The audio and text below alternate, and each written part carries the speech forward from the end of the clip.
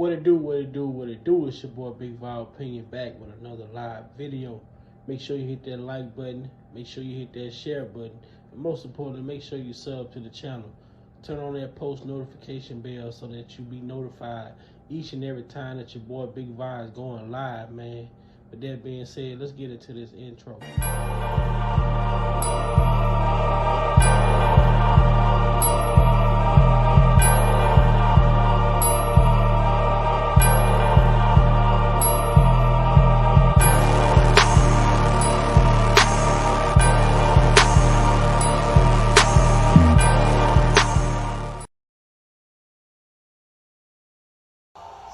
R.Kelly asked that everyone come together and push the message about this BOP officer and Tasha K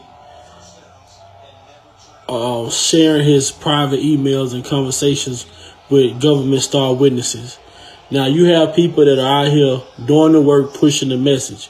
If those people that are pushing the message about this BOP officer is being attacked by so-called R. Kelly supporters, you should think twice before you listen. And I just really want people to know, I appreciate anybody that's helping me. I appreciate anybody that's helping me. A lot of people have been there for me. I just don't want people going back and forth, being mad at each other because one person did this for me and another person did that for me. That's what the devil wants. He wants to cause confusion. That's what these people want. They want to cause confusion. And confusion ain't going to do nothing but keep me in here. But the real thing here.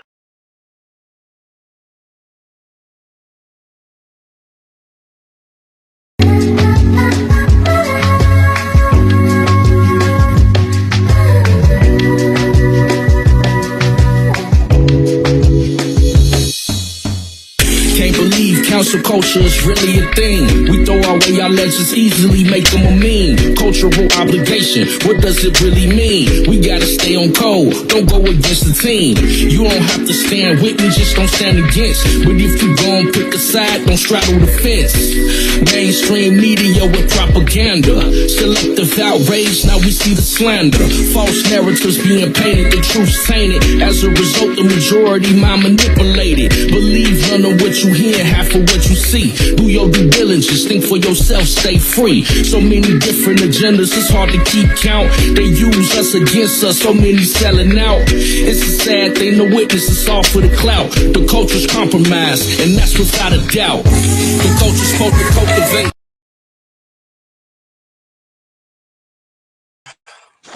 Yo, what it do, it's your boy Big Val Opinion, and I'm back with another live video tonight, and it's going down, and that's right, man, y'all already know what it is, man. Free Kels, so we see Kels, that's all we go, yeah, you hear me? Do you hear me? Man, it's been a day. I missed y'all. I went a whole day. I missed y'all. I missed my chat family. So what's up to the chat? What up to my chat family? What's up to the Big Val Opinion family? What's up to everybody that's out here doing what we got to do to get this message out and get this message heard? Because guess what? We're going to find out who this Officer A is. We're going to find out who all this Officer A was in contact with. We going to find out. Like they say, we going to see. We gon' see. What's up, Hammer Time? What's up, Courtney Love? What's up, A Child? What's up, Tiffany? Yes, Lord. Y'all hear the energy. You can't help but feel it. I know if y'all hearing the energy, y'all gotta be feeling the energy. You feel me? Y'all gotta be feeling the energy because I'm feeling it. You hear me? I'm feeling it. So today's Tuesday, but ain't no tacos. You hear me? Today Tuesday, but ain't no Taco Tuesday. Today is BOP Tuesday. Yeah, BOP Tuesday. We still on this BOP officer. We still on Tasha K, bald head ass. We still on these goddamn people who colluded to bring down Kels. Guess what? They better understand. A storm is rising. A storm is rising.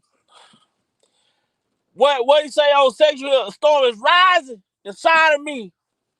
And when I get that feeling, you know, right now, the people on the other side, they understand it. Tremaine, what's up with it? Louisiana in the house. Louisiana in the house. Where y'all from? Everybody in the chat, type where y'all from. Where y'all watching from? We got Louisiana in the house. We got Detroit in the house.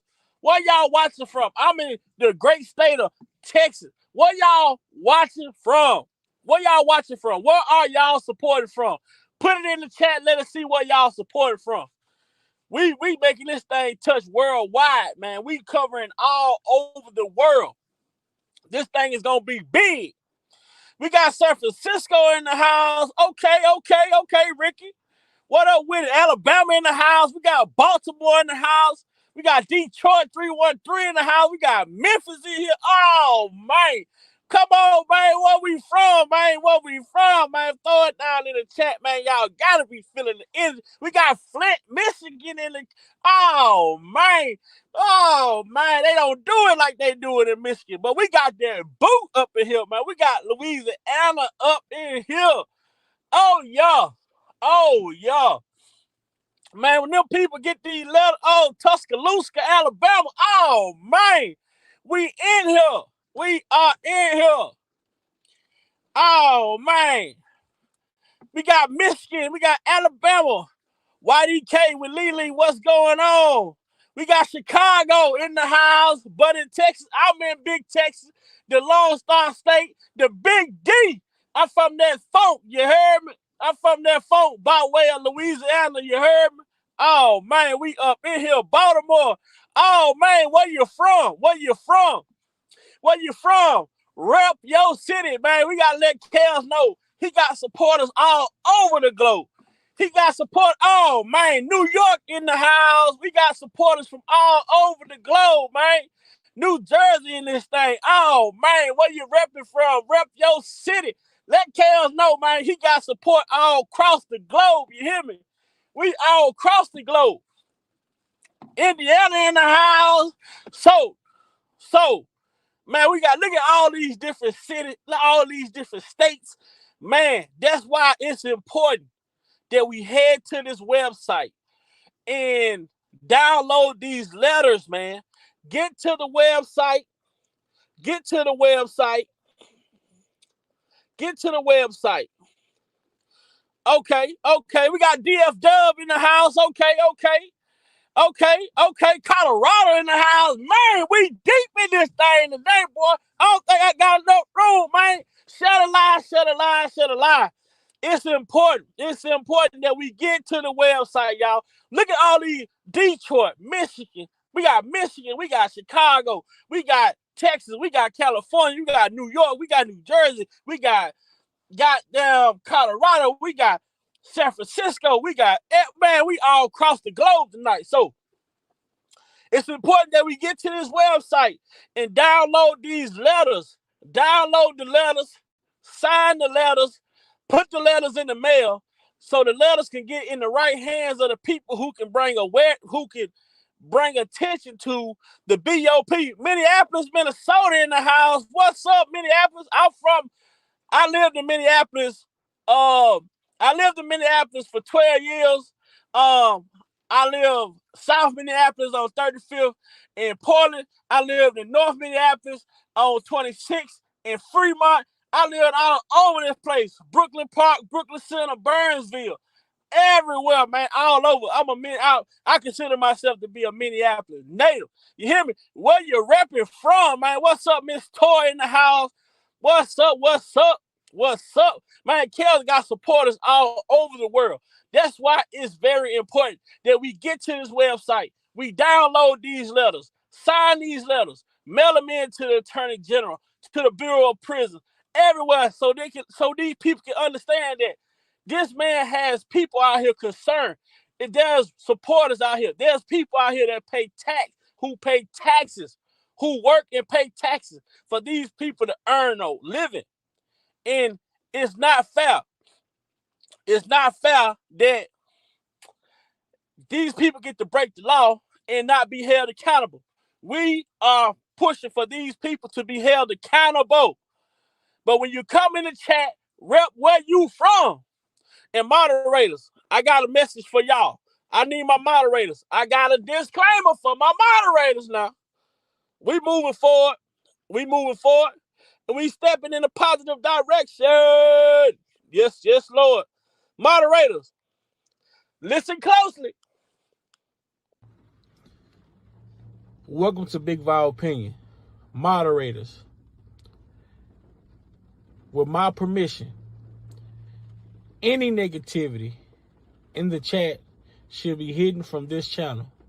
This channel is a negativity-free channel, drama-free channel, and we are here to push the message out. We will not be distracted. So with my permission, any negativity in the chat should be hidden from this channel. Welcome to Big Val Opinion Platform.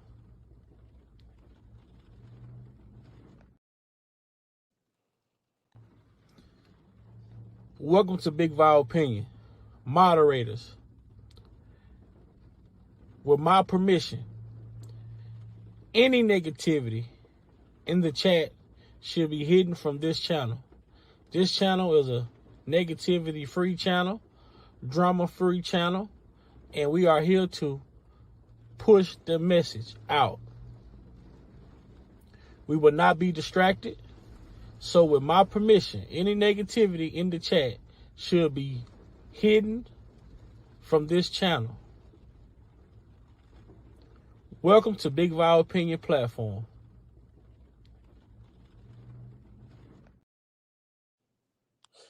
Y'all like that? What y'all think about that? Don't it sound like y'all walking in a Family Dollar? Welcome to Family Dollar, where all your activity is being monitored and recorded for your safety and convenience.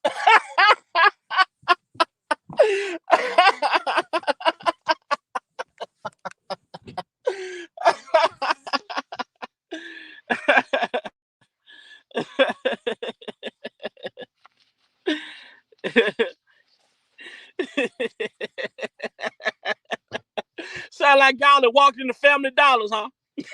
Welcome to Family Dollar, where all your activity is being monitored and recorded for your safety and convenience.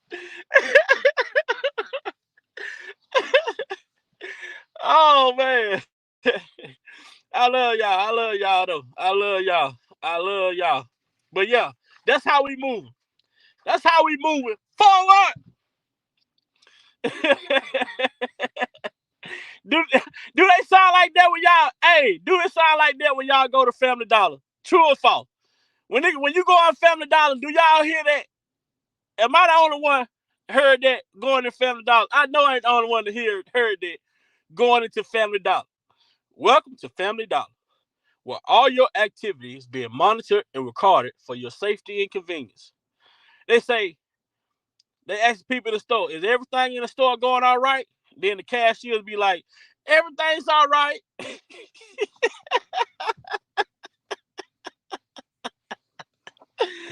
Oh, man. Yeah. I be going to the ones up in Minnesota, man. When I was in Minnesota, they took the security out, right? They got security in the sky. They got the eye in the sky now. So they ain't got the security standing in there no more. They got the security camera. And the security camera, it be coming on. When you walking through the store, it be steadily repeating that message like that. You know what I'm saying? So, with that being said, man, let's get to these clips, man. You hear me?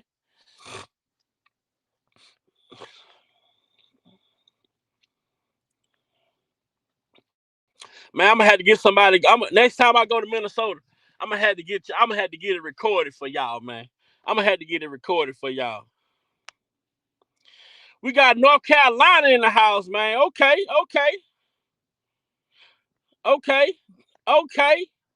We all across the globe tonight.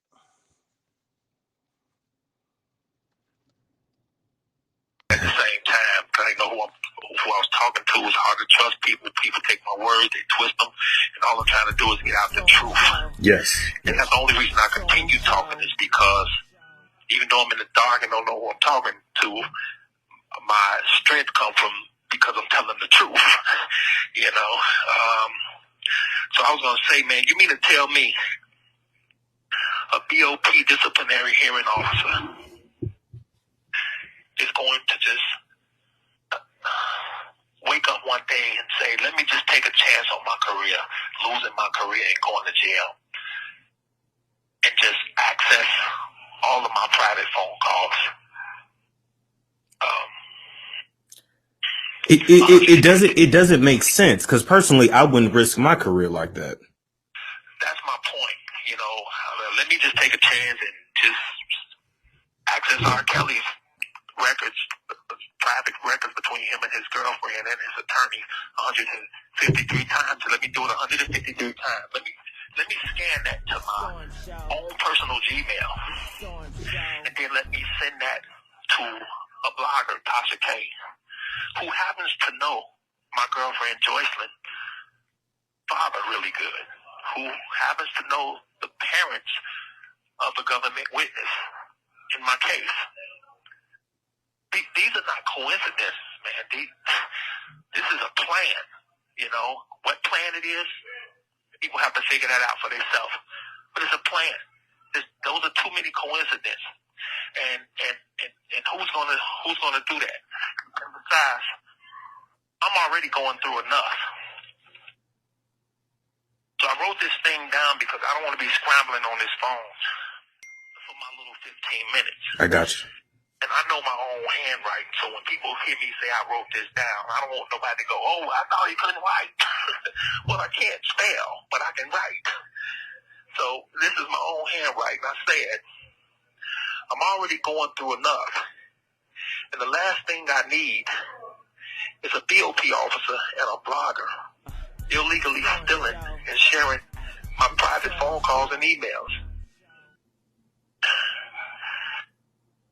Between me and my relationship, who just happened to be the government's star witness in my case. They have to stop acting like this didn't happen,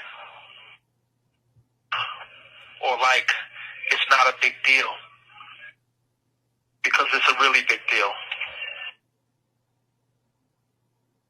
So big that I believe it tainted my case in a lot of ways, which also I believe was the plan, at least when it comes to this BOP officer and Tasha K. Because ask yourself, what other reason would a BOP officer, a disciplinary hearing officer who's like a judge in the prisons, why would they illegally access all of my emails and phone calls? Why?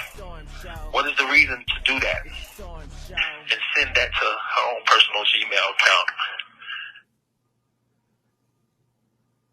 Give all of that information to a very influential blogger, Tasha K. Why would Tasha K need to share all of that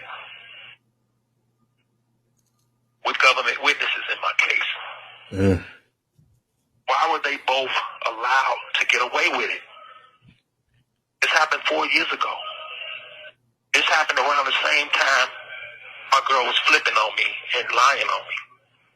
It's been 4 years now, and I, nor my attorneys, even know who this lady is, this BOP officer.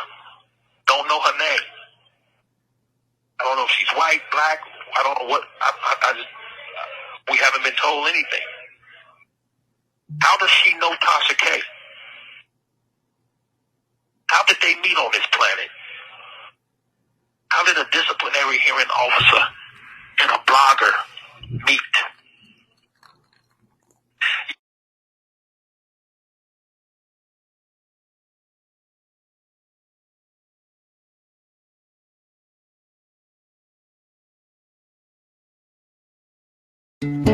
Grown right here in the Lone Star State. To bring the freshest of Texas. Yeah, people will say R.Kelly's just fishing. He's just trying to figure something out to get out of jail. You're damn right, because I'm not supposed to be in here. You don't have to fish, though, with this situation because there's a search warrant, an affidavit that backs up everything I'm saying. People are just ignoring it. But it exists. It's in the public. It's in the system. It's in black and white that this BOP officer in Tasha K did this. And although the investigation is not fully disclosed, it should be. It was executed by a federal agent. Not R.Kelly, not my attorneys, but by a federal agent. It was signed off by a federal judge who would never sign off on a search warrant unless there was enough probable cause to do so. I don't have to lie on anybody. This call is from a federal prison. And I definitely wouldn't be in the BOP, being held by the BOP, detained by the BOP, and on this damn phone lying on the BOP. Besides, it's not that I'm coming against the BOP. I'm coming against this BOP officer.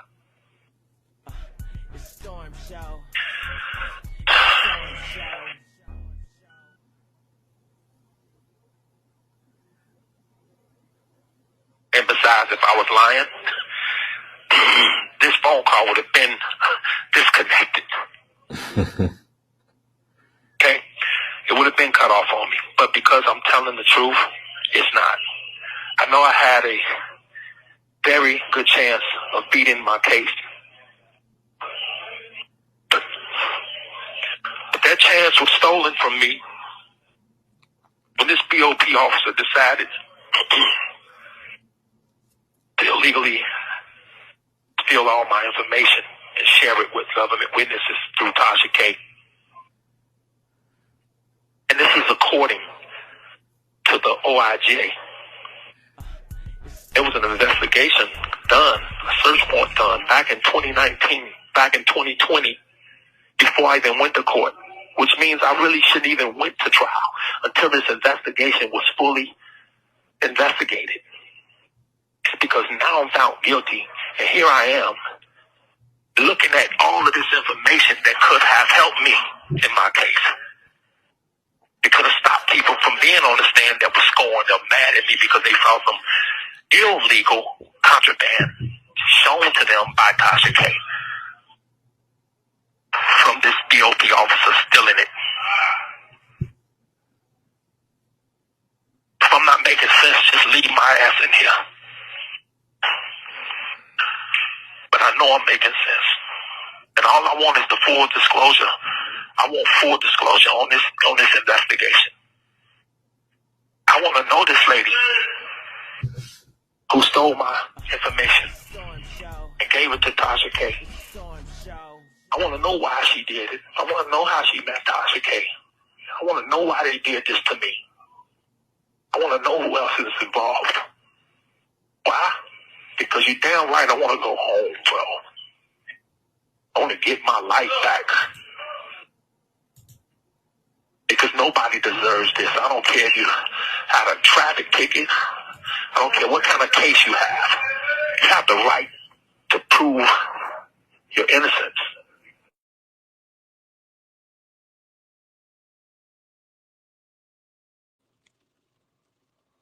And that's a fact. You have a right to prove your innocence. You have a right to prove your innocence. When I heard him say, I want to go home. When I heard him say, I want to go home, that shit took me back to, when I heard him say, I want to go home, that took me back to the Gayle King interview when he said, I'm fighting for my fucking life. And y'all trying to kill me. When I hear him speak in this interview with Storm, I hear the same sentiments in his voice, in his tone of voice, that he resembled on the Gayle King interview that people sat up and laughed at and said, oh, he just acting, or he know he's guilty. But I hear the same sentiment in his voice on this phone call that I heard on the Gayle King interview. The man said, if I'm wrong, he say, leave me in here. But I know I haven't done nothing wrong.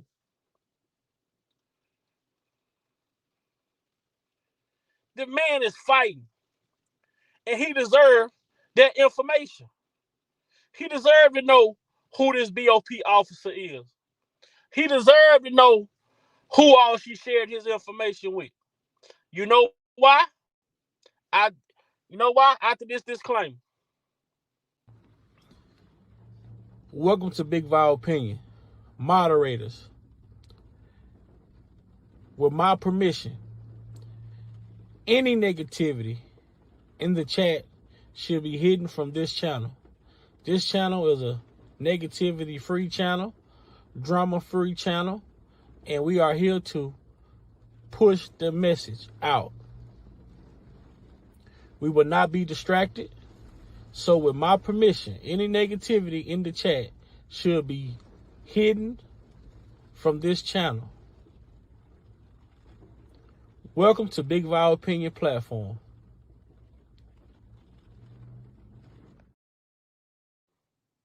And when he say it's his right to know who this BOP officer is, he is absolutely correct. He has every right to know who this person is who accessed his jail records 153 times.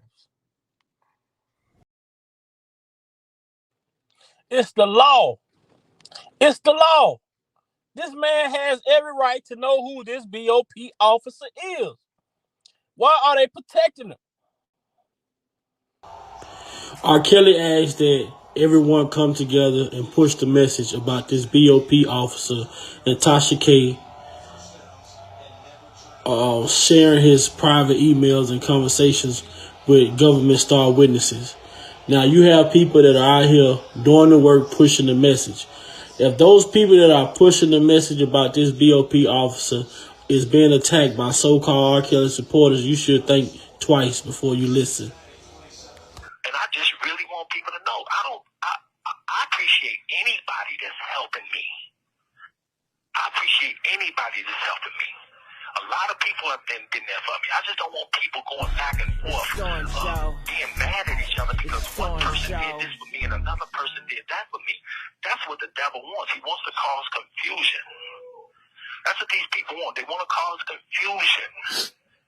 And confusion ain't going to do nothing but keep me in here. But the real thing here. Straight from his mouth himself. Confusion ain't gonna do nothing but keep me in here. So why entertain people who don't share the same sentiments as you? I don't align myself on programs or channels who's not for the same thing that I'm for. Oil and water don't mix. I don't go and listen to what the enemy has to say. I'm not worried about my enemy. I don't give a damn about my enemy. I don't care about my enemy. Because at the end of the day, like Kel say, I don't tell God about my problems. I tell my problems about the God I serve. So I don't have to know what the enemy got going on. I don't have to know what the enemy thinking, because guess what? The first thing they're going to say is, oh, you supporting a pedo. Oh, you taking up for a pedo. I'm standing up for the injustice. I'm standing up for the black man. I'm standing up for as a father that has one daughter that I, myself personally, wouldn't have even put my daughter in a compromising situation where she had to make a decision in the first place. People get the facts misunderstood when they talk about the things that go inside of this case. It's one thing to be a predator, but it's a whole nother ball thing. It's a whole nother ball game when you are the prey. This man wasn't going around stalking out particular individuals. He wasn't studying people movements. He wasn't following them. He wasn't taking down their schedules. These people sought this man out. They wanted to be in his presence. See, a lot of people get caught up in this shit and forget who is the superstar versus who are the fans.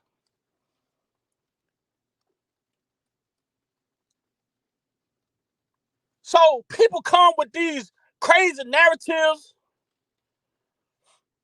and want to call people out of their name, all because of their feelings about what you choose to do with yourself, what you choose to stand for as a man. But you know what I would do as a man? As much information I have found out since getting involved in this situation, my problem would be with Tim. My problem would be with Angelo. My problem would be with that pastor. My problem is with the fucking fathers. Because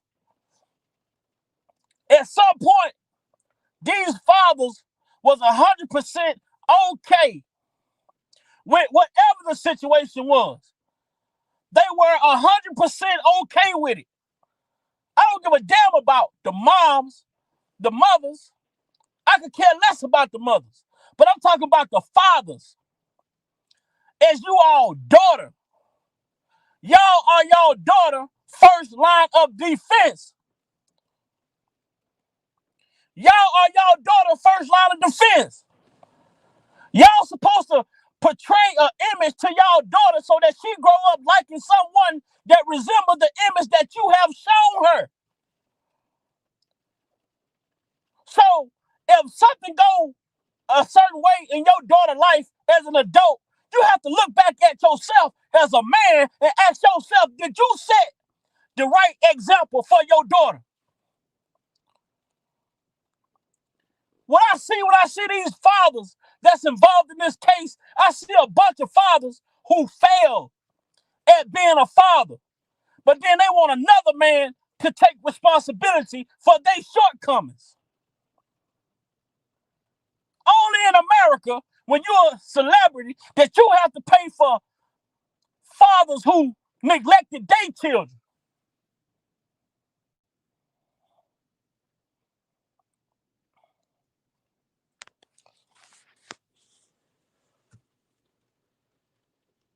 When somebody commit a crime, it's simply as that.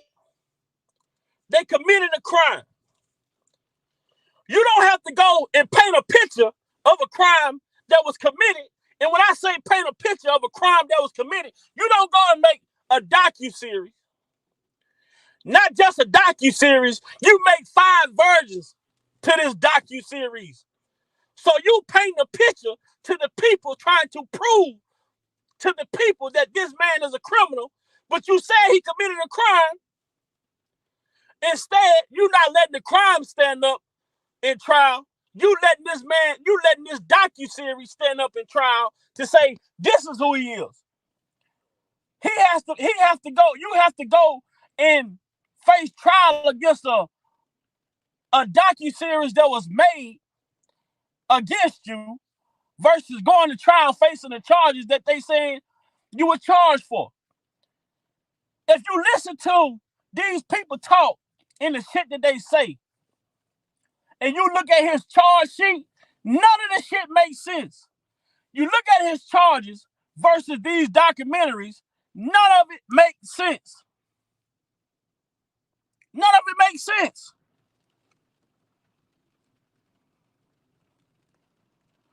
The documentary versus the charges don't even add up. But the documentary is what tainted the public perception. But I digress. Welcome to Big Val Opinion. Moderators, with my permission, any negativity in the chat should be hidden from this channel. This channel is a negativity-free channel, drama-free channel, and we are here to push the message out. We will not be distracted. So with my permission, any negativity in the chat should be hidden from this channel. Welcome to Big Vile Opinion Platform. While one of the government witnesses was sitting there with Tasha K on the internet, there's a picture of it. It's a go figure that my information was being shared with, witnesses. And it was being shared by the Tasha K. So a BOP officer, disciplinary hearing officer, which is a judge in the Bureau of Prisons, how do you even know a YouTube blogger? These questions you have to ask yourself. These questions people have to ask themselves. And I'm not going to lie. I don't have anything bad against the BOP. I don't have anything, I'm not mad or anything or have anything against law enforcement or anything. I just have something against this one individual who accessed illegally my records 153 times. And on that same day, the affidavit said that there were 60 other BOP employees that accessed my records illegally on that same day. So there you have 61 BOP employees that work for federal that illegally accessed my records, my phone calls, my emails. And the last time, and when you talk to your, just put it like this, when you talk to your female, I'm kind of pausing because I want to make sure that I don't go into my case. Right. Excuse me for that. No, you're fine. But to give you a scenario, if you tell one woman, hey, I'm going to give you the money, you put the money behind the blue couch, and because the other lady is spending the money, and she's not supposed to be spending it because I need that money for lawyers. So you're being more responsible. You take the money, put it behind the blue couch, and don't tell her. Just hold it and use that for emergencies or if I need anything or pay bills or whatever. The other woman is not supposed to know the very next day where that money is. Right. I'm not supposed to get a call, which I did from my girl saying they took the money, they left a note saying F you and F him, I'm going to do what I have to do. These things is happening. These things happening in 2019, and then I get another visit from the woman who took the money, and she tells me, since when did you start giving her the money, and why did you tell her to put it behind the couch and not tell me? Don't lie to me. I heard the phone call. So in 2019, I'm trying to figure out how the hell did she hear that phone call? In 2019, I'm trying to figure out why would she tell me in the last visit that, and since when did you start calling her Cookie? My nickname on email. I'm trying to figure out how the hell did she know I call her Cookie? She say, don't lie to me. I fucking saw the emails. Excuse my language. I saw the fucking emails. That's what she said. And why would you tell your lawyer that you're not leaving her for me? Well, I did actually have that conversation with my lawyer. And now I'm trying to figure out how the hell she hear this. She say, I don't give a fuck. I know your voice. You cannot fucking lie to me. I know your voice. Well, I wasn't debating whether she knew my voice or not. I was in my mind trying to figure out, in 2019, how did she know? Yeah. Well, in 2019, a BOP disciplinary hearing officer was illegally accessing my phone calls, my emails, and sharing them with Tasha K. Tasha K said it on her own podcast, on platforms, that she was sharing that information with government witnesses' parents while one of the government witnesses was sitting there with Tasha K on the internet. There's a picture of it.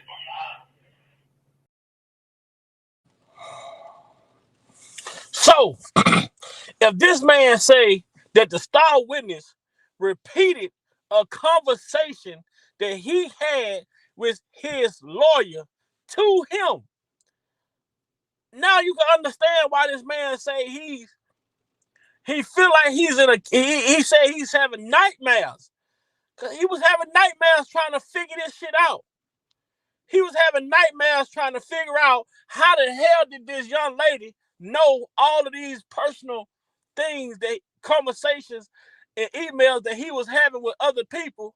And then he figured out that a BOP officer was sending herself his records, and then she was sending them outside to Tasha K. But the thing about it is this.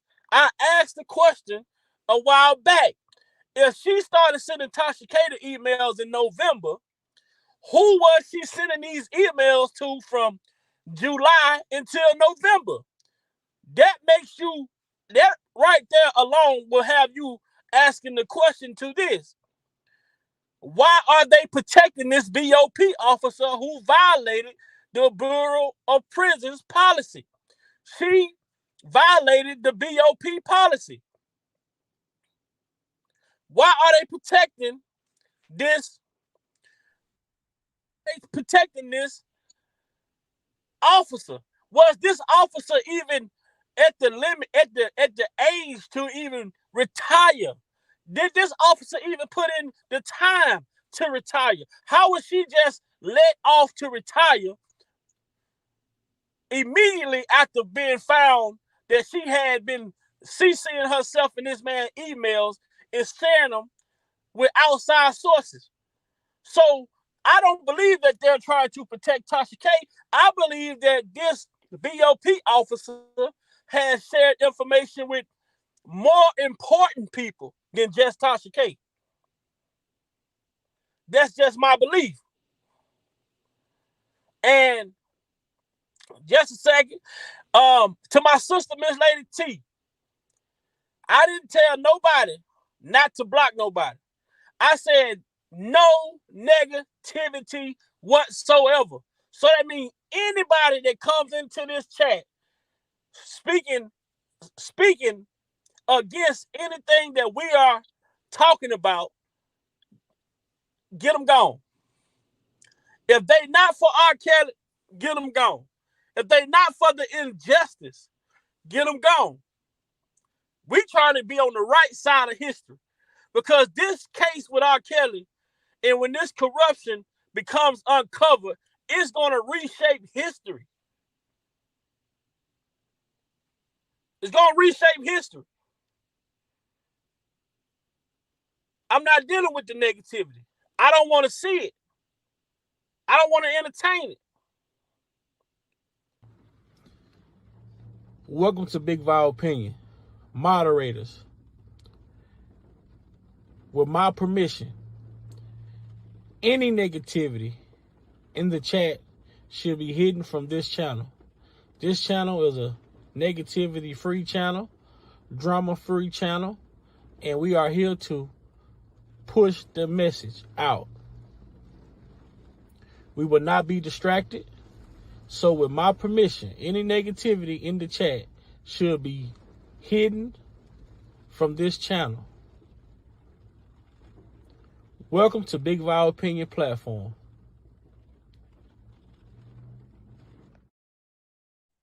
What's up, Brother Jeff? What's up, Brother Jeff? What's on your mind, man? Yo, what's going on, Big Vi? How you doing, man? Peace of blessings to you. Peace of blessings to everybody in the chat. Just came in to chop it up with you real quick. You know what I'm saying? I want to, once again, salute you for keeping the narrative going, and that's much needed right now. About this BOP, about this corruption, and just stay fresh on it's like, we got to keep our swords sharp, because we, by us having these dialogues, you know what I'm saying, to keep us abreast of what has happened and what is happening and what's to come. So, I want to salute you on that, brother. Most definitely, man. That's what it's about, because we have to drive this narrative, because this right here could be an ace in the hole. This type of violation, these are the type of violations, if a person was guilty, to cause them to be free. When you violate a prisoner's privacy to his counsel, and you take these recordings and you share them with, not just share them with your cousin or your friend, you share them with a person who admits to giving them to the star witness in the case. And not only that, bro, I mean, just to know that it wasn't just emails that was just some stuff that she didn't want to see pertaining to other girlfriends that may have been involved. These are sensitive emails that are confidential information as it pertains to his defense strategy and his correspondence with his attorneys. Right. So you got the star witness having access to that type of sensitive information, and she's in direct communication with the government, obviously, by being a star witness. So no wonder why none of these motions were getting granted. No wonder why it seemed like the prosecution always had a leg up, like they knew what was coming. Right. You know what I'm saying? That's exactly why I advocate for people to go and watch the series For Life, because that TV series, I swear, is almost a depiction of what is going on in the R.Kelly case, man. Because so every worked for 6 months, man. Every day she went to work, she logged into that man's account. That's ridiculous. She stalked that man, literally. Right. And then retired after 6 months of employment. Who does that? Man, she stalked that man for 6 months. That's literally. You can't stop me if I knew somebody was listening to my phone calls and they had no business. Facts. I mean, people used to get mad at pop off about that shit in the house back in the day when somebody pick up the line and be listening to your shit, listening to your conversation, or find out you got somebody on three-way. When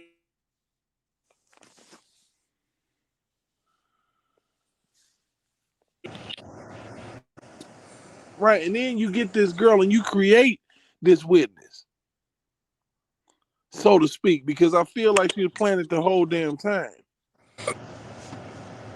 But you give all this information on this man because she wasn't. Go ahead, man. She wasn't a witness in the beginning. You give all this information on this man, and you like you said, you piss her off, and you put her in a position where she can incentivize to say anything.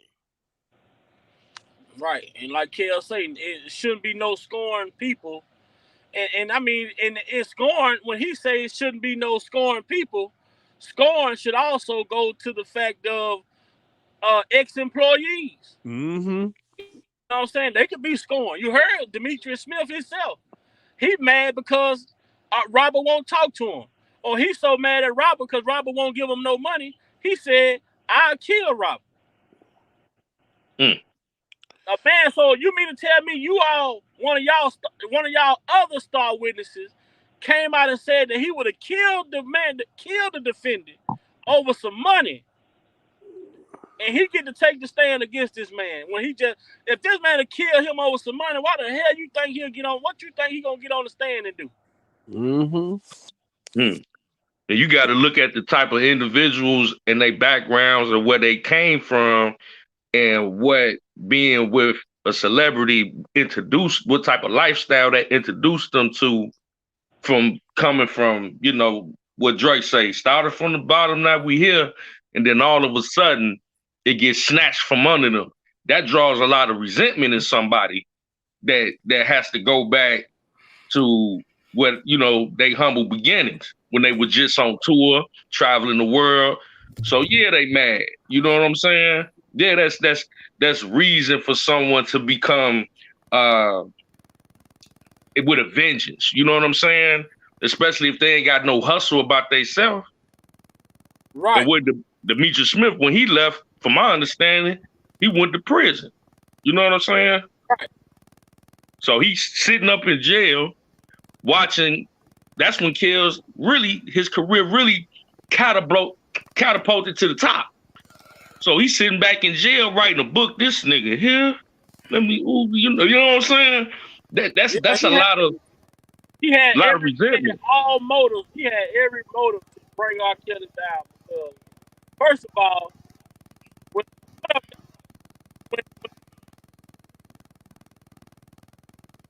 y'all hear that static? Is that my phone? Y'all hear some static too. Hold on.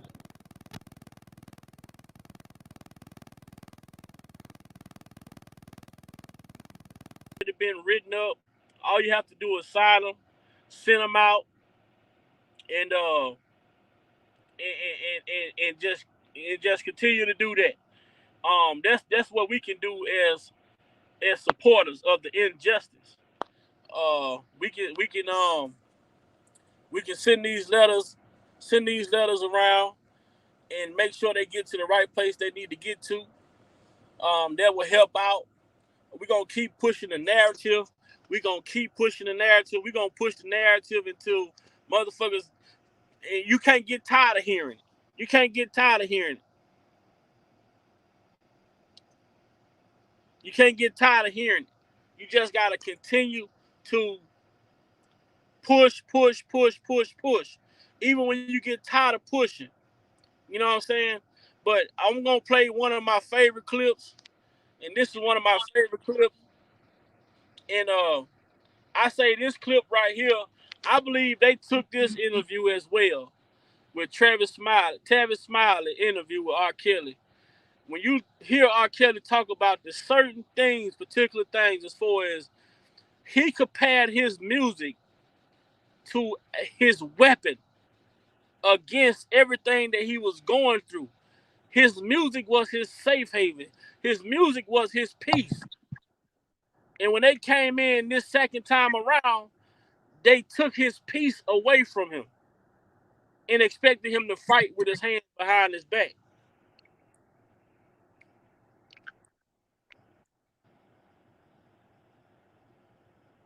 I want to jump ahead because the 7-year turmoil that you went through vis-a-vis the trial for child pornography, your advisors, almost to a person, told you over and over and over again, while you're going through this period, Kells, do not put out sexually explicit material.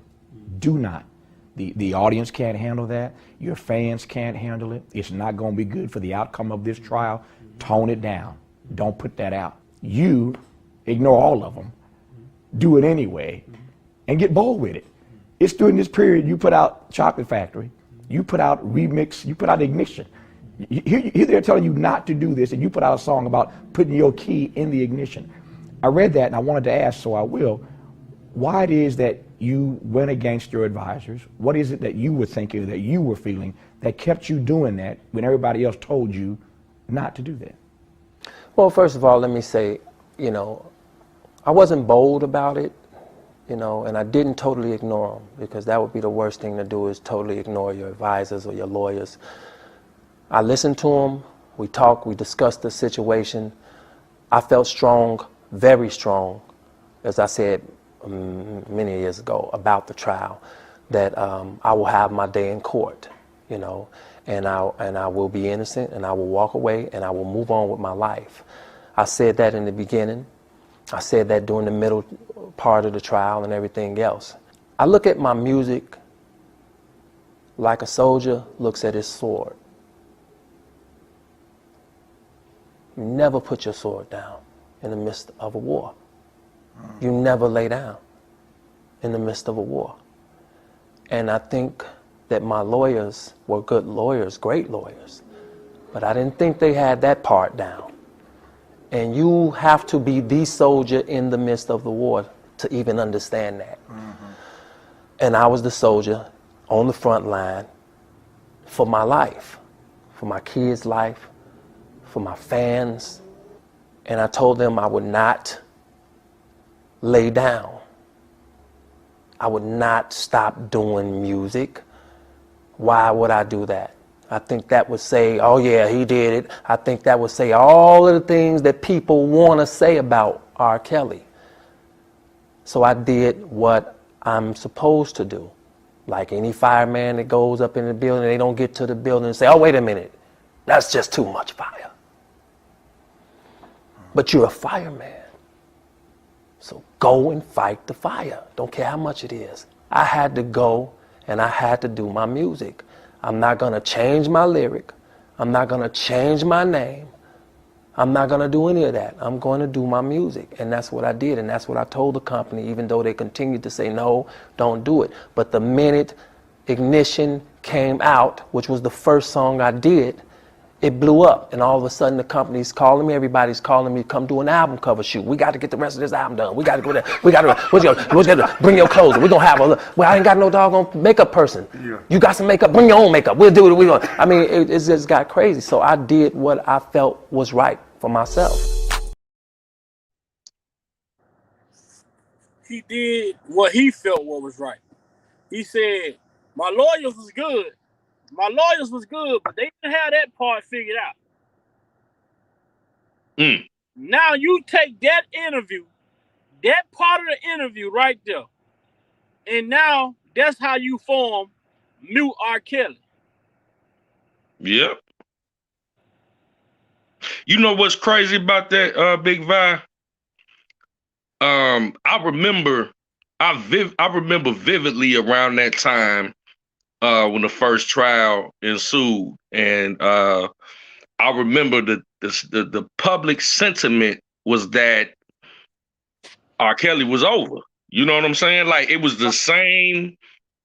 You know, the public at that particular time, it was the same way that they was saying when Surviving R. Kelly resurfaced. The difference is back then he was able to sustain because of what he said. I didn't put my sword down, which was his music. Right. He was free. He was on bond. He was able to, you know, converse with his legal team on a regular basis like he needed to. You know what I'm saying? So I feel like they studied the last trial and seen like, okay, this is what we have to make sure this man is off the streets. Right. So we can fulfill what we want to do to him. He can't create music. He can't converse with his legal team. So it was a strategic plot to do what they did to him. And I think the BOP, like you said, bro, that was strategic. That was back in 2019. A year back. Nah, you were making a good point. And then it was so strategic that what's good, Versatile. It was so strategic that coronavirus hit right when they indicted him. Right. So now his legal team can't even go. His legal team can't even go and visit him how they want to.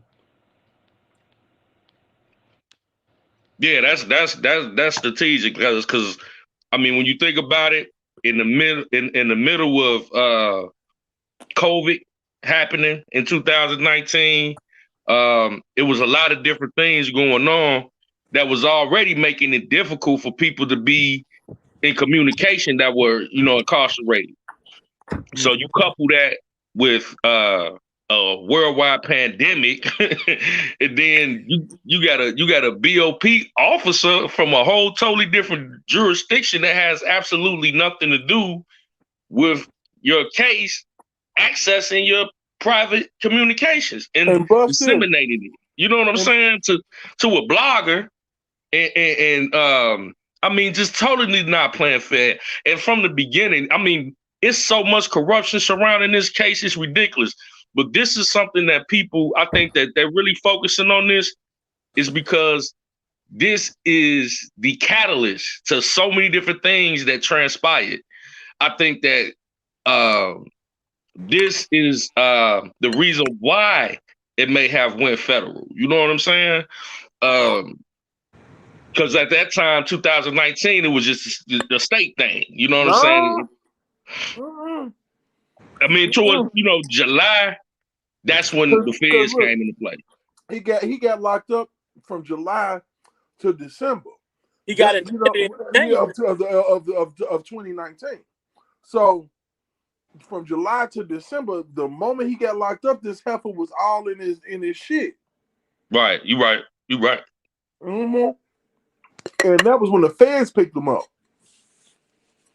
A lot of it was on purpose. The reason why they even picked him up again was on purpose because of the simple fact the man had already made bond. The man has already proven he's gonna come to court. What was your purpose? And you just can't do that shit. They boxed him in. That's what they want to do. Right. Because you can't access a prisoner's jail records and then give them to a blogger who then trades them with the fucking parents of the star witness in the case. And guess what else you can't damn do? You can't access the nigga jail records if he ain't in jail. Right. There was a reason for that shit. Right. So they lock him up. Now, that's why I'm telling people, you have to catch the For Life series and look at how they were spying on this man. And every time he tell he had someone helping him on the outside. Hey man, go by here and get this person. I need them to come as a witness. Go and get this person. I need them to come as a witness. And every time he get the people to agree to come as a witness, the fucking prosecution go and find the witness and send their ass out of town. So now I'm looking at R.Kelly case. When I look at the number of people who came and testified for him, now I'm asking, look, did they threaten his witnesses? Mm-hmm. Yep. Mm-hmm. And I got a question for both you gentlemen. And I understand that we all know how the government play. They play dirty. Mm-hmm. But they are making it so just accessible for him to, because they already got what they wanted. You would think that they'd be trying to stop him from putting this information out now. But they already got what they wanted. They got the conviction. So they don't care what happens after this point. You ever thought about that? Like, of course. They wanted him to sit down. Regardless. They wanted him to miss that window for that real deal. They wanted him to miss that window of opportunity for the real. Oh, what Senator was talking about. Shout out to Senator Spain. Oh, here, let me drop the disclaimer. Then we gonna go there. Let's drop the disclaimer. Then we gonna go there. Cause man, I tell you, man, y'all brothers, me along with y'all, man, look here, bro. We ain't got no law degree, but we got common fucking sense, bro. Mm-hmm. And that's all it takes. Welcome to Big Vial Opinion. Moderators, with my permission, any negativity in the chat should be hidden from this channel. This channel is a negativity-free channel, drama-free channel, and we are here to push the message out. We will not be distracted. So with my permission, any negativity in the chat should be hidden from this channel. Welcome to Big Vial Opinion platform.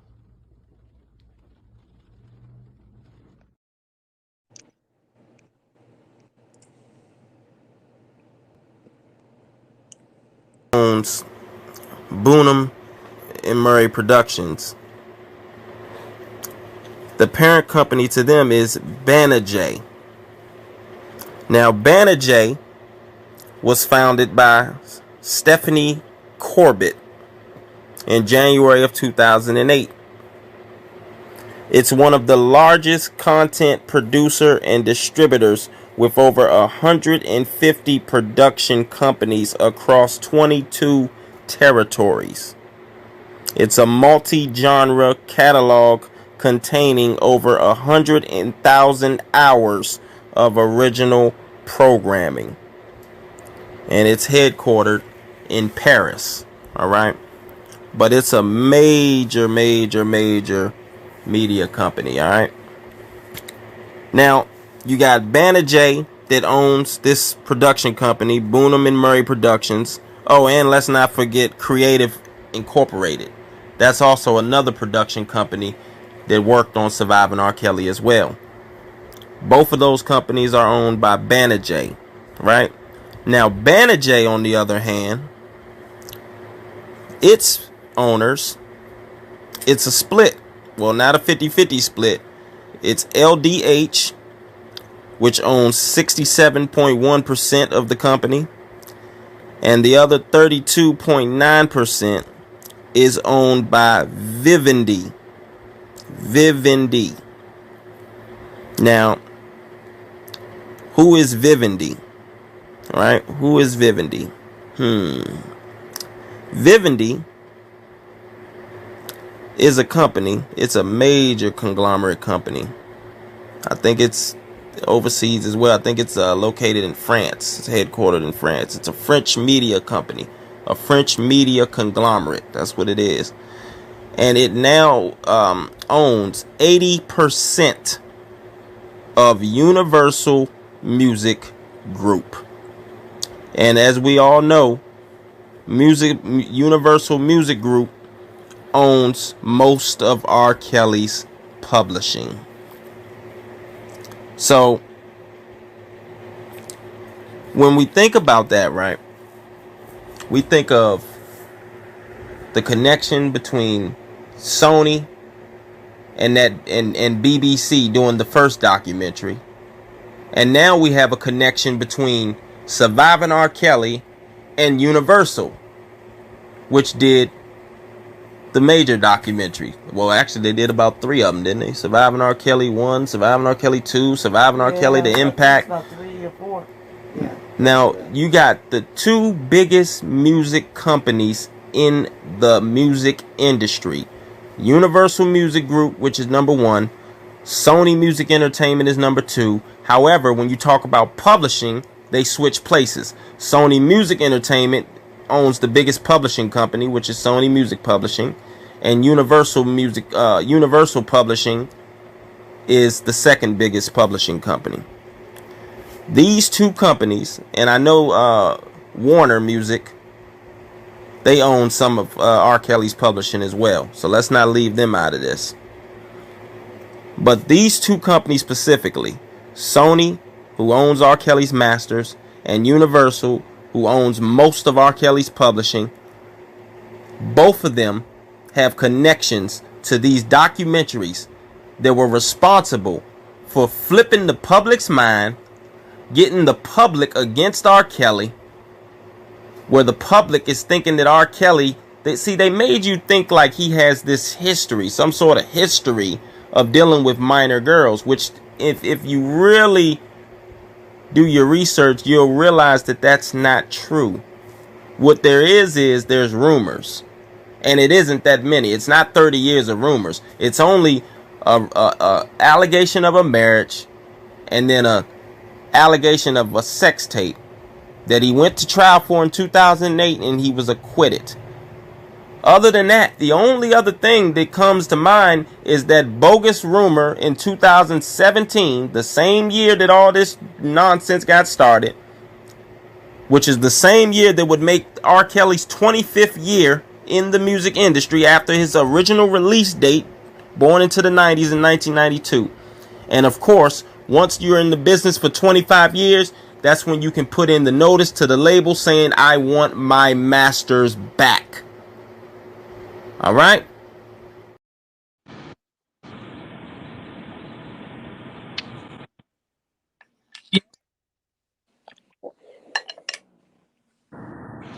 What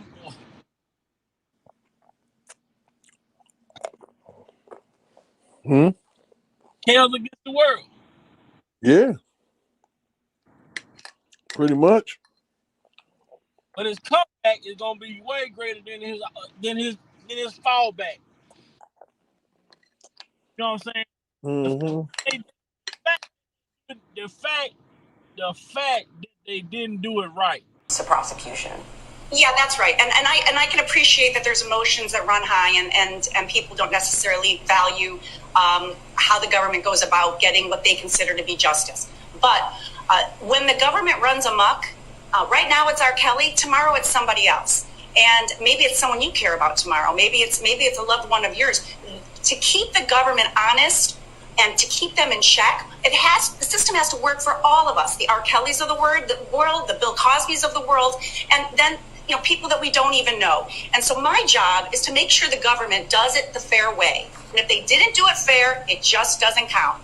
It's like if you cheat during a football game and you want to declare victory, you can't because you cheated. And it is my job to hold the government responsible. You know what? Jennifer Bonjean said something so deep right there. I'm going to expound on that. I'm going to dive deeper into this football scenario that she was talking about, man. Let's just say, you got a quarterback to make a great play. You know what I'm saying? He get everything that he wants, the blocking that he wants, the receiver wide open, with a lane straight to the end zone. And he make it, touchdown. Everybody celebrating, everybody cool. But wait a minute, it's a flag on the field. Hold it. And that's what they did. In order for them to get this touchdown that they had to do some holding.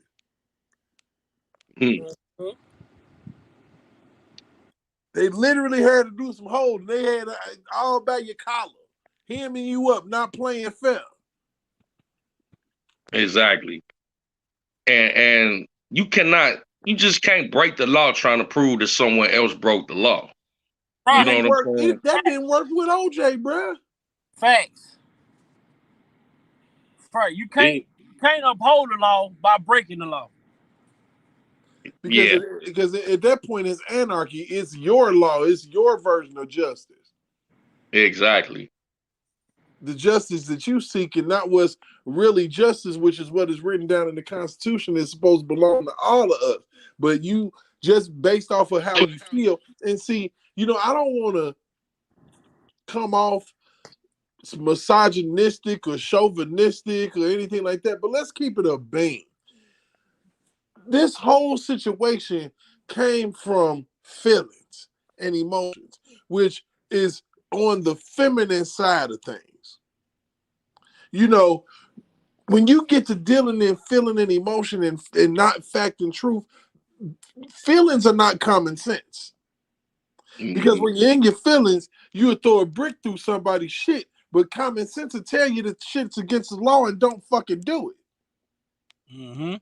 When you strip the feelings and emotions out of anything and you base everything on fact and truth, on the facts and what's the truth, that's when you get to the truth. But when you all emotional and you can't hear shit, but you heard about Aaliyah and oh shit, you saw the tape, the nigga was on the tape, he had a sex cult. Get out your damn feelings and pay attention to what the hell is going on. And that's exactly even that right there, though. When I first, and I'm gonna tell you how, when I first heard this shit, and I heard what was going on. Now you see, I just don't see two people with this type of crime. Now I can see that we drug dealers. Okay, we got caught for selling drugs. Oh, you was selling drugs? I got caught for selling drugs. I was selling drugs, whatever. That's something. But when you talk about a sex crime, a sex cult, when have you ever in the history heard two people that are so-called sexual predators commit the same exact crime? So I'm saying that to say this. When I heard the shit, what was alleged that was going on, the first image came in my head was Cleveland, Ohio. Absolutely. Oh boy. How does that work? How does some shit? How do you hear something that another person did that resonate directly with a whole nother case that took place in a whole nother state years back? Look, man, I'll tell you, it's a if you can go to YouTube right now, and it's a 2020 special about a lady who accused a man of rape falsely, and the man did 6 fucking years until she got in her feelings and had a change of heart. Mm. And she ended up in jail. They didn't want to even put her ass there, bruh. Didn't even believe her when she was telling the truth about what didn't happen. Shit, you got, when you get time, what up, J-Rock? When you get time, look up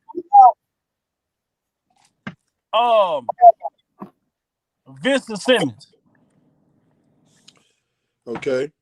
Vincent Simmons was a guy, 18. He was 18 when he went to jail in Louisiana. These 2 young Caucasian girls were with their cousin out after midnight, wasn't supposed to be out. Got caught, pulled over by the police. That's what the first excuse they came up with. Right, baby. They said they was raped by a black man. No description, no nothing. Just a black man. This young man, Vincent Simmons, was walking down the street on his way home. Cops pulled up on side him, locked him up, took him down to the prison, to the police station. They put him in a lineup, but in the lineup, he the only one with handcuffs on. Mm. The girl say, "Oh, he did it." The man, they try to get a confession out of this man. Guess what they did? They beat this man and then they shot him to try to make him confess to the rape. He was shot 3 inches from his heart. They took him to the hospital, did surgery. They locked him up in the infirmary, handcuffed to the bed. The man go do 20 years. He started losing appeal after appeal after appeal. These women coming up to the appeal hearings. The woman say, "I have a problem." She said, "I think all black men look alike." And so the people say, "Well, it's a black man right here." She said, "Well, I'm scared of him." This is what the woman said. This is a whole series on YouTube. So the guy, Vincent Simmons, comes in after 20 years. He finally got the medical records from the young ladies who went to get examined 2 weeks after they claimed they had been raped. Come to find out, one of them, hymen, was still intact, and the other one admitted to the doctor office that she was having sex with the cousin. Wow. You know what the jail did? They got the medical records. They asked the man how he get it. The man did 20 more years. The man did 44 years in prison behind some shit that he didn't do. He had this attorney, this young attorney named Justin Bonus. He's one of those attorneys, those wrongful conviction attorneys. Okay. We fought for this man when this man should have been out 20. The man should have never went to jail, but he should have got out of jail 20 years prior when he first came with the proof showing that these girls had never been touched. Yeah, man. No DNA evidence, no nothing. Only evidence they had was it was a black man. We dealing with emotional prosecutions, man. And it goes to show you that nothing in this fucking country has changed. From the time they freed the fucking slaves until Jim Crow era, up until fucking 80s, 90s, up until now, ain't a fucking thing changed. These motherfuckers will sit up here and claim that we got a constitution. They'll claim that we got these laws. They'll claim that everybody is even and all that shit. But when it comes to a nigga, ain't shit even. No, and I can say, I heard somebody say back in the day, even my granddad told me, the Constitution is set up to work the right way, but it ain't the Constitution. It's the people who run the shit. I mean, it's the people who run the courtroom. It's the people who run the prison. It's the people it's the corruption from the people, not the system. Yeah, I mean, of course. People will never see us equal, but at the same time, when we that race, we that dynamic race that will write our own people off for them. Mm-hmm. You know, because you watch black people turn their back on Bill Cosby. You know, you watched that. One thing that I can safely say is the reason why Michael Jackson never saw the inside of the jail, black people never turned their back on. Facts. We never turned our backs on that man. I don't give a damn if his color changed. We didn't give a shit. We never turned our backs on him, and he stayed free. That shows the power of unity. Cultural obligation. Black people were mad because Bill Cosby's wife stood by his side. Doing what she vowed to do. She didn't promise that man. She promised God that she was going to stick by his side. God. And that's what I told people the other day. God said, no weapon formed against us shall prosper. He didn't say that wasn't no weapon going to form. And that weapon can be any form. Allegation, sickness, whatever. There's a form of weapon. So if you can be here in the glory days, you should most definitely be here during my trying days. Mm-hmm. And see, this is the problem with the R.Kelly case. Look at the difference between R.Kelly situation versus the Bill Cosby situation. Mm-hmm. What up, J Rock? What's up with? Hold on, right quick, J Rock, before you speak. Hold on, just a sec. You know, I gotta throw my disclaimer. I done got me a disclaimer, man. Mm-hmm. Welcome to Big Vile Opinion. Moderators, with my permission, any negativity in the chat should be hidden from this channel. This channel is a negativity-free channel, drama-free channel, and we are here to push the message out. We will not be distracted. So with my permission, any negativity in the chat should be hidden from this channel. Welcome to Big Vile Opinion Platform.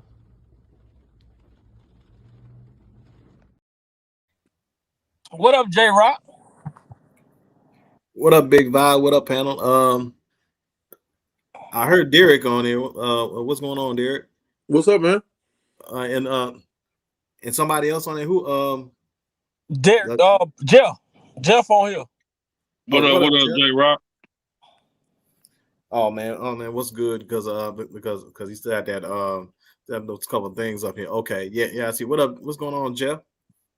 I don't know. This is a strong 4-man right here. Yeah. Yes, indeed. I tell you what, we gonna I want to piggyback on a point that I heard Derek bring up when they talk about in regards to the football analogy. I agree with you with the holding, but man, I also saw 12 men on the field, illegal substitution, and unsportsmanlike conduct. Pass interference. Yeah. Pass interference. You want to throw that up in there too, man? That's exactly illegal what I've been block saying. in the back, bro. That's you, Dean. Yep. Illegal block in the back. Okay, I'm just so that's you. We got that's me. That's me. That's me, bro.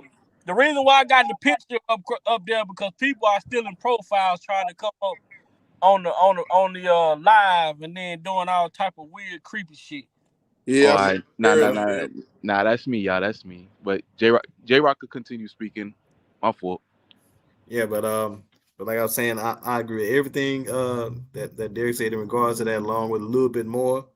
And you know, I was kind of doing a little digging last night, and remember when I brought up the point talking about Javante Cunningham talking about she seeing her seeing R.Kelly having sex with Aaliyah supposedly on the tour bus, and I asked the question, "What tour were you on?"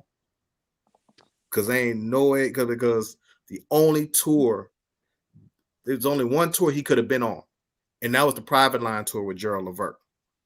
Mm-hmm. I was looking, trying to find the date of the tour.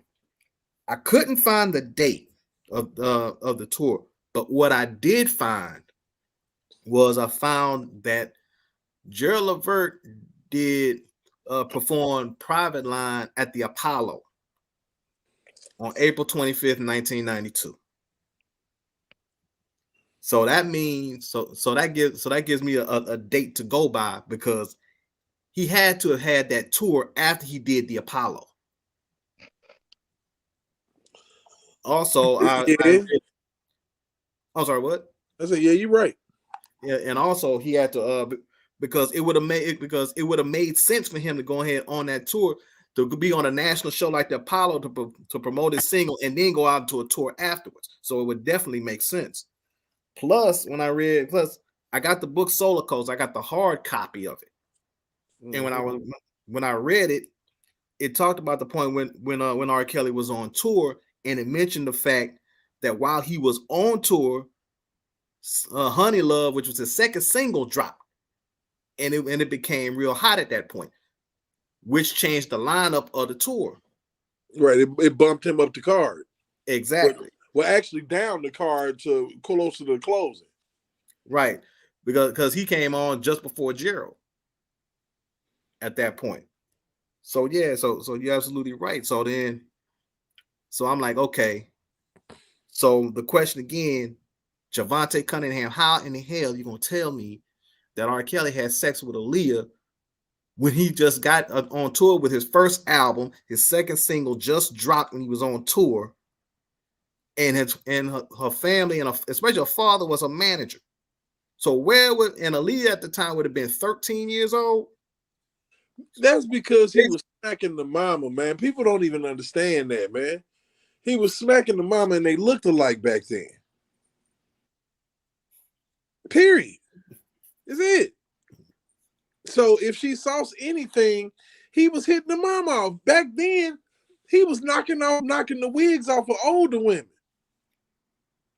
And see that's exactly the point. Because see that whole 12 play story was when 12 play came out, they mentioned the fact that he said that he had a dream about making love to Mary J. Blige. That's how 12 play came out. He said it wasn't 4 play, it was 12 play when he was with Mary. So I bet. Go ahead, J Rock. I'm sorry. So, but that's what he mentioned. So I was like, okay, so a man who's getting with Mary and he's supposed to be attracted to younger girls again, because y'all keep throwing that whole narrative out. But it's increasingly more and more information that keeps debunking all of that. But you just want to have a narrative, but you don't want to have the truth. I told one person one time in the chat, I said, look, you can either have a truth, you can either have the truth or a narrative. You can't have both. Right. I mean, because if you look at the narrative expands, changes, flips over on its side, and does different things based on the time of day, feeling or emotion of the time. It can change. The truth is the truth every day. Yep. It ain't gonna never change. No, it's not. If you look at this man's catalog, man, and realize that there were so many times within his career that he came out with albums year after year, and the timing of anything that you all said was happening, it was virtually impossible if he was working as hard as what it looks like he was working. And he was working extra hard, because you gotta understand, he ain't like these rappers that go in the studio and just lay down a 16 or whatever. He do his own mixing. He do his own mastering. All that shit. So he's there for the process. Doing his own. He's doing his own full background process. vocals. Right, he's there for the entire process, and you know, they like I said, like he said, you know, they tried to play him like some type of fucking amateur. It's like, damn, yeah, they do act like it's amateur hour over there at R.Kelly house when it comes to him, and they act like they don't know who this man actually was. Mm-hmm. And you know what? The fact of the matter is that man was on tour with Gerald Levert, and his 12-play album came out in less than a year and a half. I mean, it was so many times like his albums was coming back to back. Think about it. You had Born into the 90s 12 playing R.Kelly album. Bam, bam, bam. Yeah. 3 albums in 3 years. Bang, bang, bang. Like, I'm talking about bang, bang, bang. For real. Right. Right. And then he had the R album. And then he took a little break, he said, and went to go play basketball. Then he came back with TP2.com, which was the greatest album ever.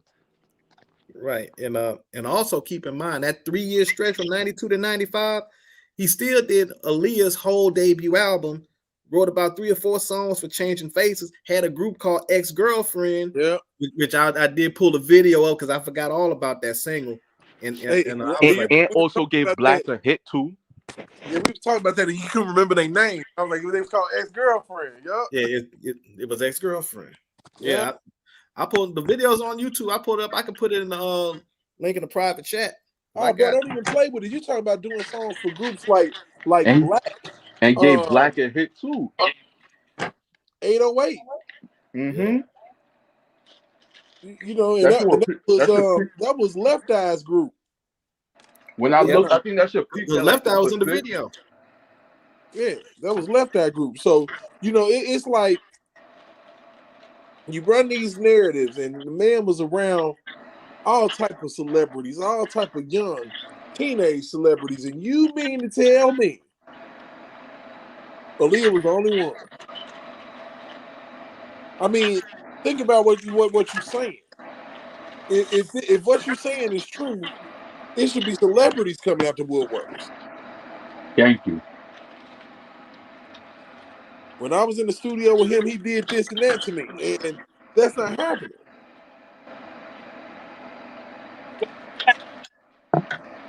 Like I said, it don't make a lick of sense because it's all emotional bullshit. That's how you can get trapped in a fucking room with no lights and a TV and can read a fucking menu. It's a phone, and you can't. That emotional bullshit. Right. Y'all see Kel's new album coming out. New single.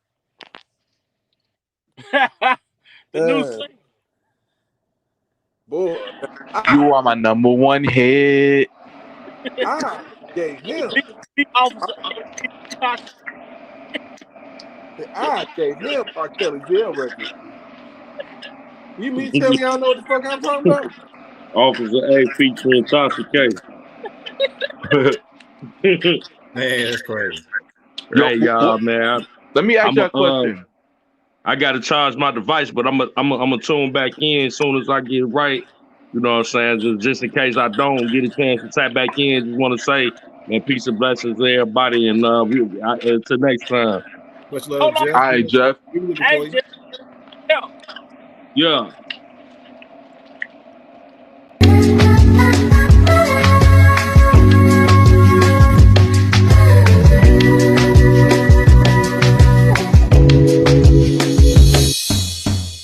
Can't believe council culture is really a thing. We throw away our legends easily, make them a meme. Cultural obligation, what does it really mean? We gotta stay on code, don't go against the team. You don't have to stand with me, just don't stand against. But if you gon' pick a side, don't straddle the fence. Mainstream media with propaganda, selective outrage, now we see the slander.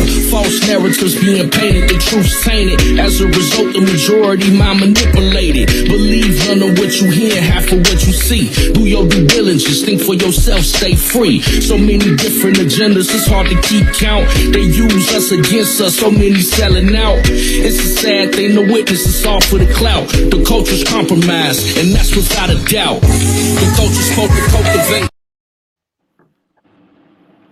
Yo, That's some real shit right there. much love, Big Vi. Oh yeah, that you spoke about.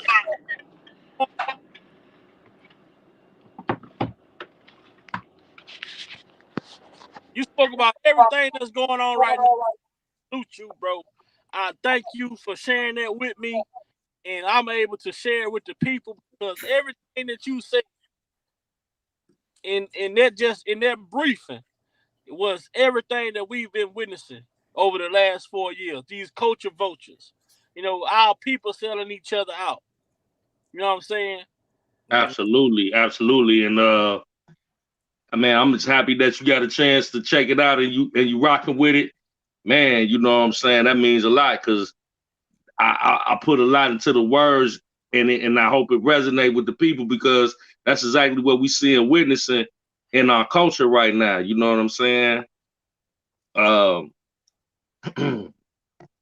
It's like you said at the end of that verse, it's a sad thing to witness. It's all for the clout, bro.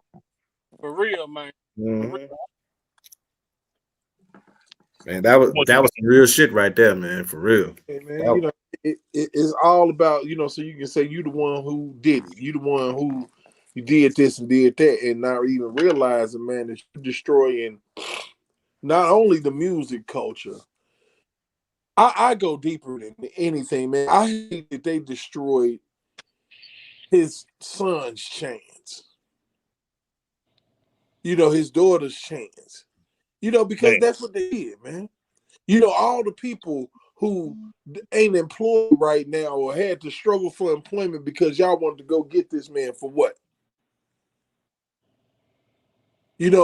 People don't think about, the art of war, of course you understand that it's going to be some collateral damage.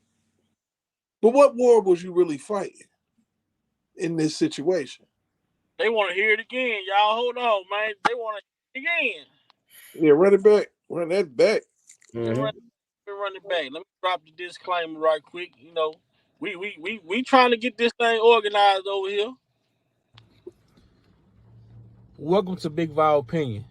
Moderators, with my permission, any negativity in the chat should be hidden from this channel. This channel is a negativity-free channel, drama-free channel, and we are here to push the message out. We will not be distracted. So with my permission, any negativity in the chat should be hidden from this channel. Welcome to Big Val Opinion Platform.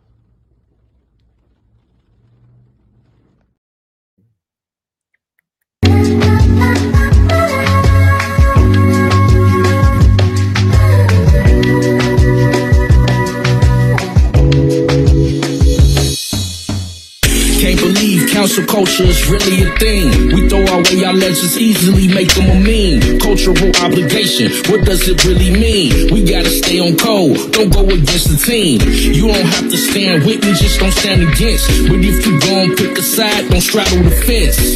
Mainstream media with propaganda, selective outrage, now we see the slander. False narratives being painted, the truth's tainted. As a result, the majority mind manipulated. Believe none of what you hear, half of what you see. Do your due diligence, think for yourself, stay free. So many different agendas, it's hard to keep count. They use us against us, so many selling out. It's a sad thing to witness, it's all for the clout. The culture's compromised, and that's without a doubt. The culture's supposed to cultivate.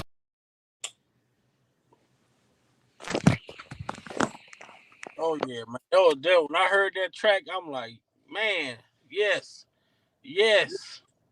Right on time. Man, I can tell you right now, that track looked like it could have fit dead in the 90s somewhere, bro. Oh yeah.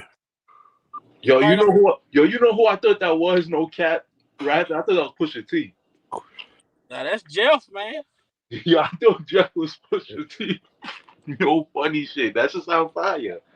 I dead thought he was Pusha T for a second. Everybody in the chat, well, everyone in the chat, if y'all haven't got a chance to go check out the website, make sure you go check out the website. Download the letters. The letters are already written, pre-written. Read the letters. If they sound something you would like, it's professional. It got all of the information in it. It got the search warrant, what they discovered. Everything is in it. Sign the letters, mail it, put the letters in the mail, get them out to the people address, and hopefully, if we can get to get that chat. We had people when I say put rep where you from. We had Texas in here, Detroit in here, Colorado in here, California in here, Florida. We had New Jersey. We had New York. We had Alabama. We had Louisiana, Georgia. We had Tennessee. We had Indiana. We had so many people. Like, man, I'm telling you, these letters is coming in when these attorney generals and the head of the Bureau of Prisons, when they start getting all these letters from all over the world, they gonna have to say, "Oh, we need to look into this." Mm-hmm. They gonna have at some point they gonna have to say, "We need to look into this." We getting these letters from everywhere. Mm-hmm. Mm-hmm. So, hey, Vi, did you? Huh? Hey, Vi, did you get what I sent? Did you get what I sent you earlier? Yeah, I hadn't had a chance. I got your text, but I didn't have a chance to look at it because when I got ready on the link, I got a phone call, and then I got distracted because I had to go outside and get out my car. But you gonna fall out when you see it. I'm most definitely gonna get to that. It's nice though having this type of camaraderie with you guys and having one of the best chats on YouTube, and keeping it clean and making it presentable for people to come over and feel comfortable, and understand, look, we got a job to do. Playing the clips again. And I'm telling y'all, when I play this one clip, I know I played it already. But when I play this one clip, in the second part of this phone call, it takes me back to this Gayle King interview when I hear this man speak. Okay. When he got up and say, "Y'all trying to kill me?" Right. I'm fighting for my life. You know what? I knew exactly who he was talking to. I knew who he was talking to. Right there. I was like, oh shit. This is for you, Barry. This is for you, Sony. Facts. He said, what he said? He said, I didn't do this stuff, man. Like, right. Yo, no funny shit. I felt him. I'm just like, yo, I feel his pain. Like, and then they spun the shit. Oh, that's what abuse looks like. That's what a nigga like help. That's what that shit look like. Damn. That's what these women were talking about. He doesn't like to be challenged by a lady. And if it wasn't that, everybody else was just mocking the pain he was going through. Thank you.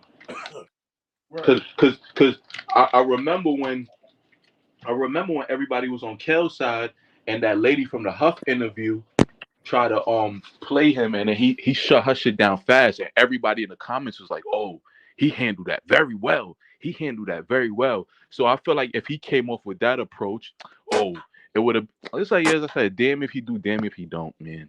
Right. Well, here, and when y'all hear that little commercial come in and start talking for the second time, man, just listen. At the same time, because I know who I was talking to. It's hard to trust people. People take my words, they twist them, and all I'm trying to do is get out the truth. Yes. And that's the only reason I continue talking is because even though I'm in the dark and don't know who I'm talking to, my strength comes from because I'm telling the truth, you know. So I was going to say, man, you mean to tell me a BOP disciplinary hearing officer is going to just wake up one day and say, let me just take a chance on my career, losing my career and going to jail, and just access all of my private phone calls? It doesn't make sense, because personally I wouldn't risk my career like that. That's my point. You know, let me just take a chance and just access R.Kelly's records, private records between him and his girlfriend and his attorney 153 times. So let me do it 153 times. Let me scan that to my own personal Gmail, and then let me send that to a blogger, Tasha K, who happens to know my girlfriend Joycelyn father really good, who happens to know the parents of the government witness in my case. These are not coincidences, man. This is a plan, you know. What plan it is, people have to figure that out for themselves. But it's a plan. Those are too many coincidences. And who's gonna do that? And besides, I'm already going through enough. So I wrote this thing down because I don't want to be scrambling on this phone for my little 15 minutes. I got you. And I know my own handwriting, so when people hear me say I wrote this down, I don't want nobody to go, oh, I thought he couldn't write. Well, I can't spell, but I can write. So this is my own handwriting. I said, I'm already going through enough. And the last thing I need is a BOP officer and a blogger illegally stealing and sharing my private phone calls and emails between me and my relationship, who just happened to be the government's star witness in my case. They have to stop acting like this didn't happen, or like it's not a big deal, because it's a really big deal. So big that I believe it tainted my case in a lot of ways, which also I believe was the plan, at least when it comes to this BOP officer and Tasha K. Because ask yourself, what other reason would a BOP officer, a disciplinary hearing officer who's like a judge in the prisons, why would they illegally access all of my emails and phone calls? Why? What is the reason to do that? And send that to her own personal Gmail account. Give all of that information to a very influential blogger, Tasha K. Why would Tasha K need to share all of that with government witnesses in my case? Why were they both allowed to get away with it? This happened 4 years ago. This happened around the same time my girl was flipping on me and lying on me. It's been 4 years now, and I nor my attorneys even know who this lady is, this BOP officer. Don't know her name. I don't know if she's white, black. I don't know what. We haven't been told anything. How does she know Tasha K? How did they meet on this planet? How did a disciplinary hearing officer and a blogger meet?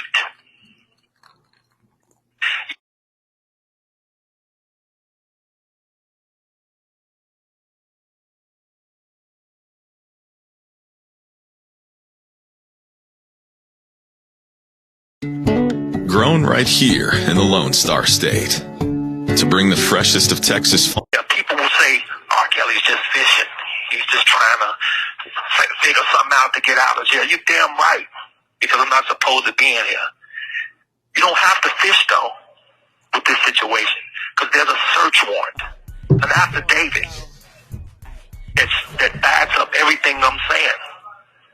People are just ignoring it. But it exists. It's in the public. It's in the system. It's in black and white that this BOP officer in Tasha K did this. And although the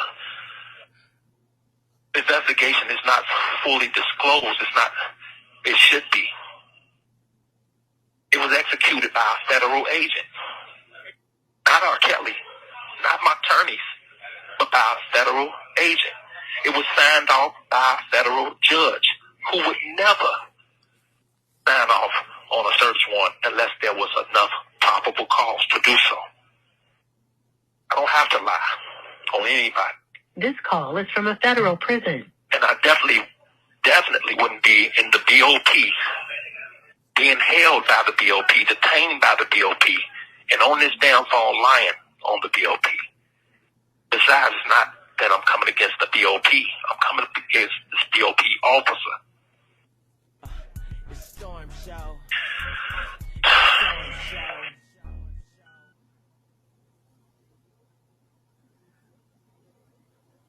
And besides, if I was lying, this phone call would have been disconnected.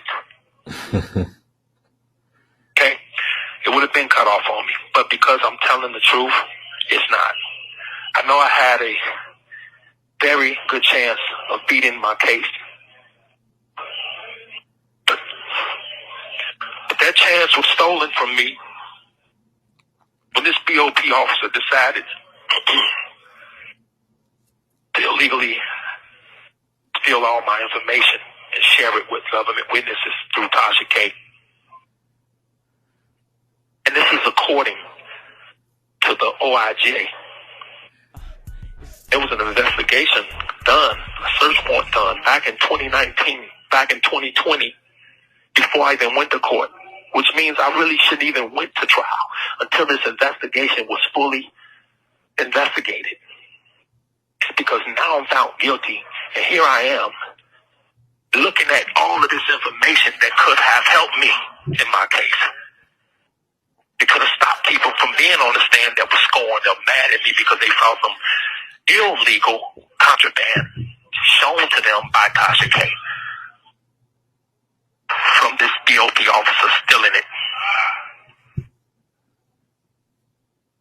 If I'm not making sense, just leave my ass in here. But I know I'm making sense. And all I want is the full disclosure. I want full disclosure on this investigation. I want to know this lady who stole my information and gave it to Tasha K. I want to know why she did it. I want to know how she met Tasha K. I want to know why they did this to me. I want to know who else is involved. Why? Because you damn right I want to go home, bro. I want to get my life back. Because nobody deserves this. I don't care if you have a traffic ticket. I don't care what kind of case you have.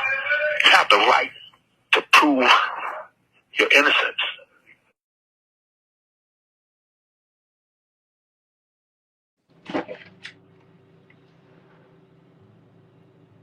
He said, I want to go home.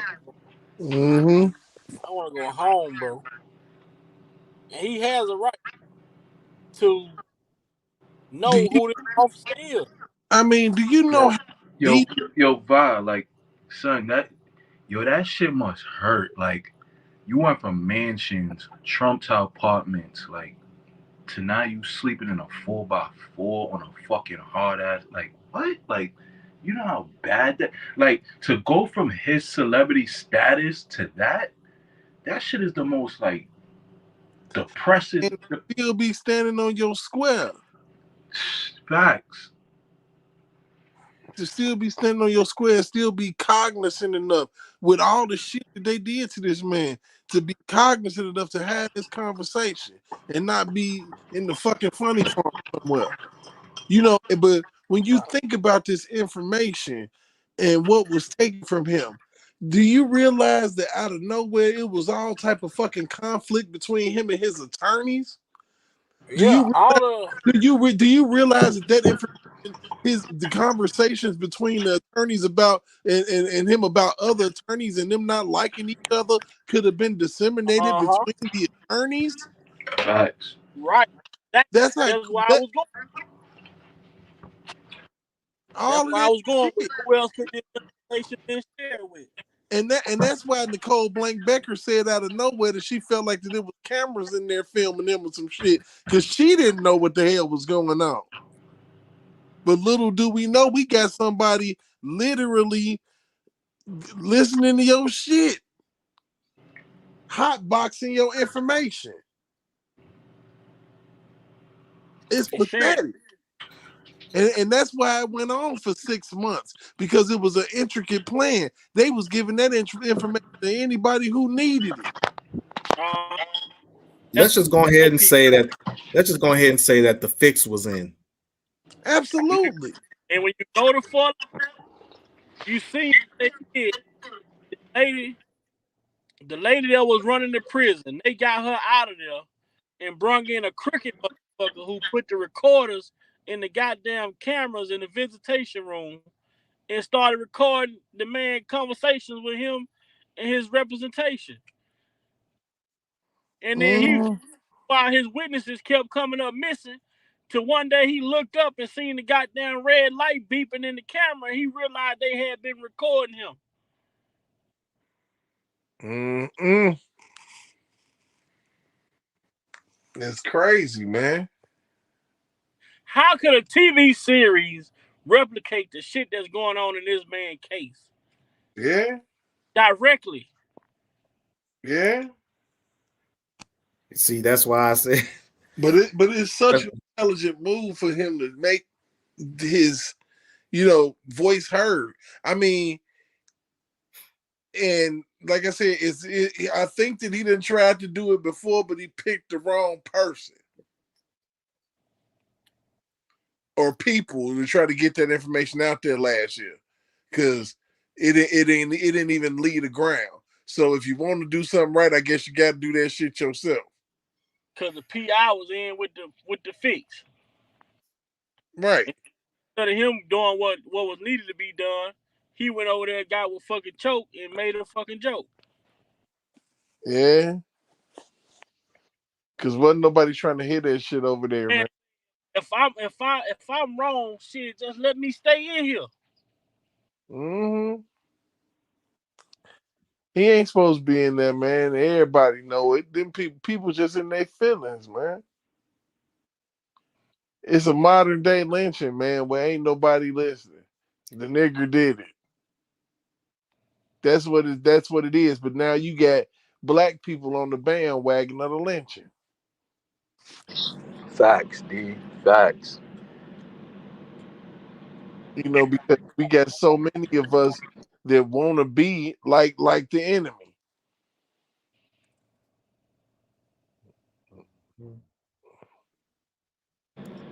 Cause it's crazy on his 2008 shit.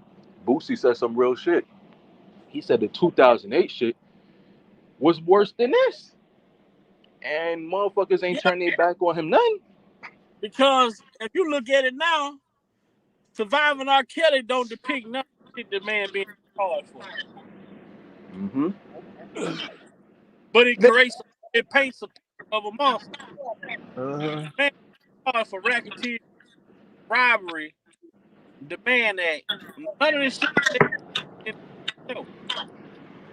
And you know what? One of the reasons why people didn't turn their back on Michael Jackson after that Bashir interview, it was because it was a full documentary. Mm-hmm. It was a full documentary, the good and the bad, and they didn't go ask nobody else. They asked him about what was going on.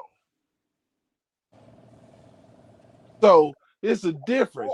Nope. If Lifetime was so courageous, they would have asked that man. Which explains everything as far as their actions and how they move. They would have asked him. Hey, you want to come in for an exclusive interview? Shit, ask him. Right, because how could you make a documentary? You making a documentary about a motherfucker who If you really want to make some dust, you want to make some bread. Shit, you make right? a documentary about somebody that's still alive, that's not even a part of the documentary. You want to make some bread, bring him in. Yeah, as a matter of fact, Dream Hamhock, why you didn't ask him them damn questions? Cause she a punk. Punk. See, You ain't got. I'm me and sorry, J-Rock but was it's talking true. one day. Me and J-Rock was talking one day, and we said, what if? You know what I want to hear from Kels? I got one request to hear from Kels. If I could get one request from Kels, it would be one question. Had you already put in the request to get your masters back? And the answer was going to probably be a resounding yes. Yep. Where in the fuck is my money? And here come this big ass conspiracy. And I'm sure of it because I already ran down the timeline. I told you that I uncovered. Most definitely. So you already you already know my answer to that. That timeline 27.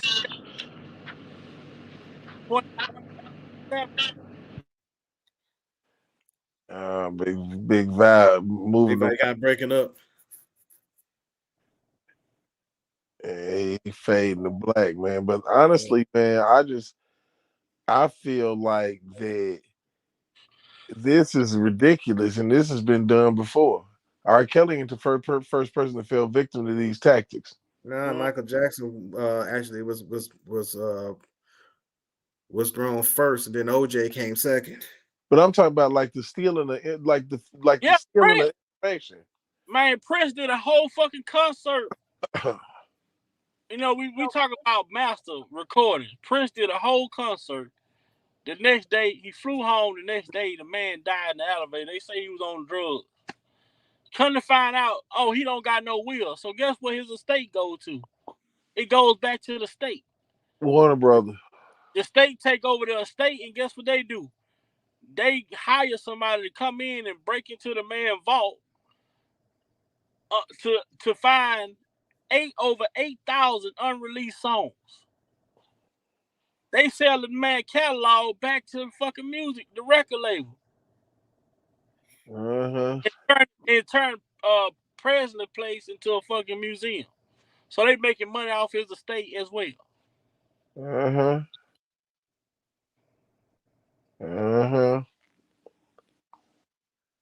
Cold work.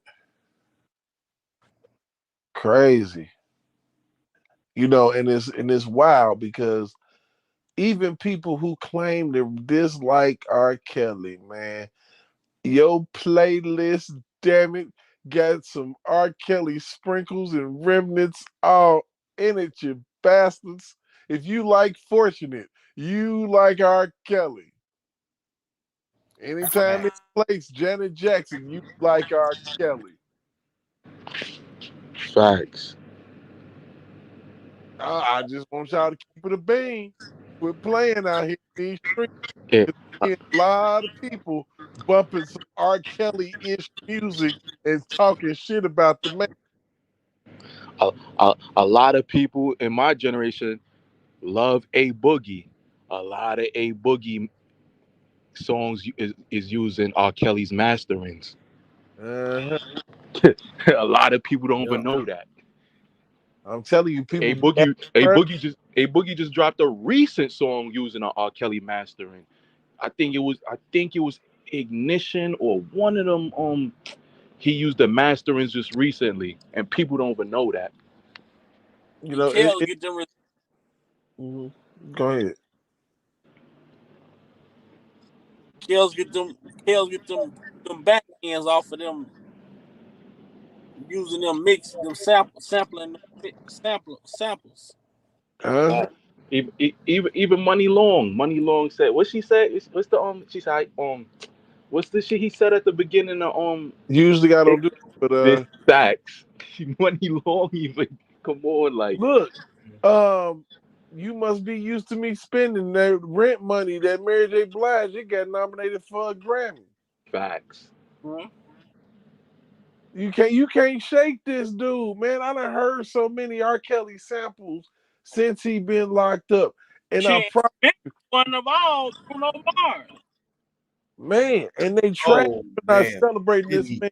The radio stations is trash for not running this man music all damn day on January the 8th. They trash all over the world. Y'all garbage. Because these females is living their life, man. Ain't nothing wrong with these chicks. Oh. Ain't now one of them went to no psychiatrist, did nothing. I'm talking about Azriel or nothing. They talking about giving her $300K. Are you serious? She already stole $300K. I promise. Hey, just a second, right quick. Let's run this. Let's run. Welcome to Big Val Opinion. Moderators, with my permission, any negativity in the chat should be hidden from this channel. This channel is a negativity-free channel, drama-free channel, and we are here to push the message out. We will not be distracted.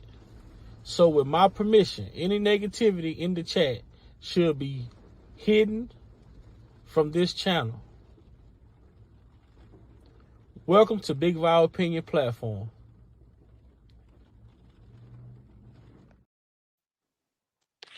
Back at it. Oh yeah, we gotta keep running disclaimer, man, because we ain't for that bullshit. Hey, and at one point I thought you was, when you was like any negativity, I thought you was about to say any nigga talking shit. I thought you was finna go in. I'm like, oh. I was like, oh, he's fixed that. I know you was probably thinking it like any of y'all niggas. Yeah, I was finna say. Shit. I was like, ew, he's finna get in on him, get down.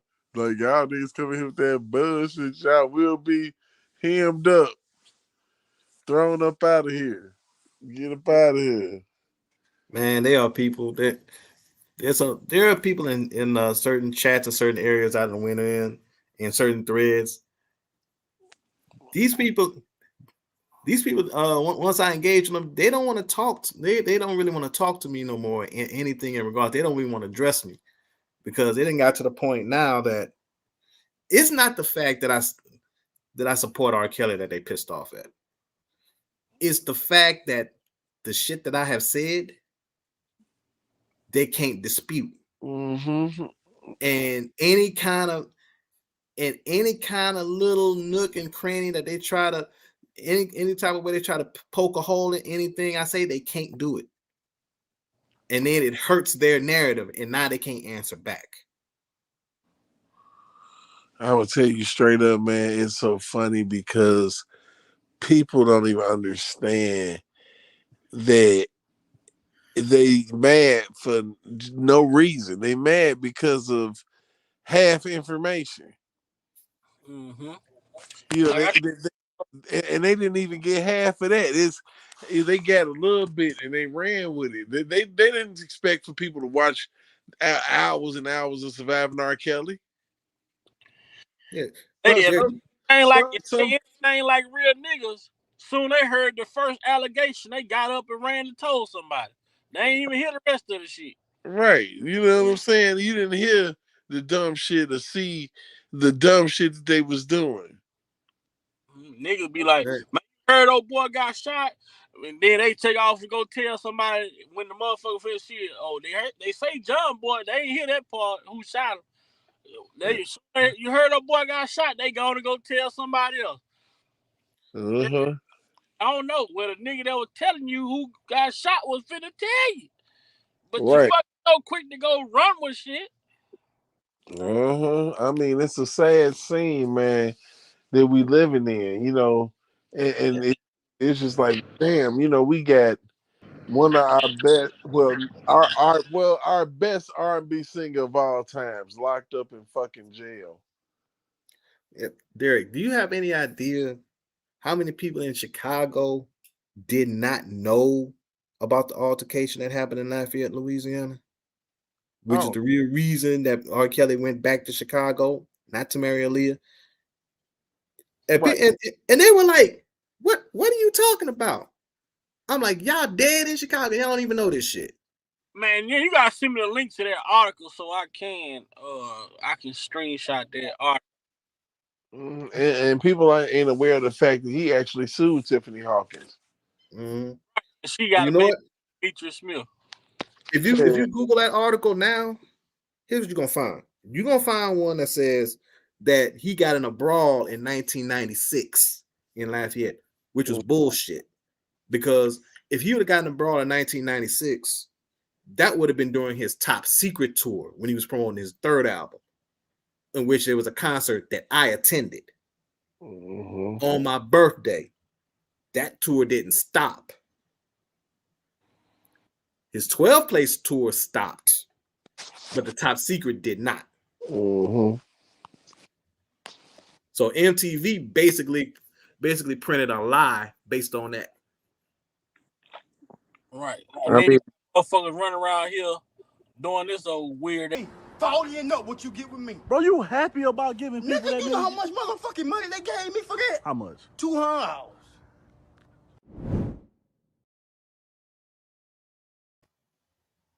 But soon as they hear R.Kelly coming home. Like that you a snitch ass nigga shit, but okay, guess what? Well, what's up? Get to it. Bro, Roger is out. How the fuck he get out? Roger got out early, bro. COVID-19. Bro, he did not. They let him out. Due to COVID-19, bro. That nigga ready. Hey, I talked to that boy yesterday. He said he gonna blow your shit smooth. He said he was gonna tell me yesterday. Blow your noodles straight out.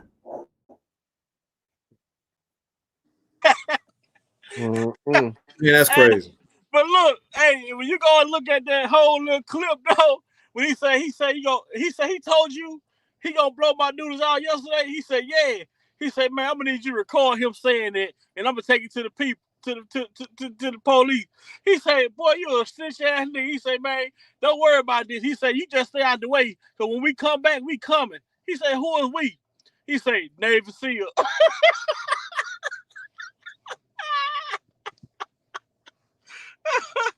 That goddamn Bubba Dub crazy, man. Bubba Dub funny as hell, man. I can't tell you, man. It's classic. 40 years. That's what he kept saying. 40 years. He went from saying 40 years to got him a whole talk show now. Man, that's crazy, right? This man took on the persona of a snitch and made it into a whole sports talk show.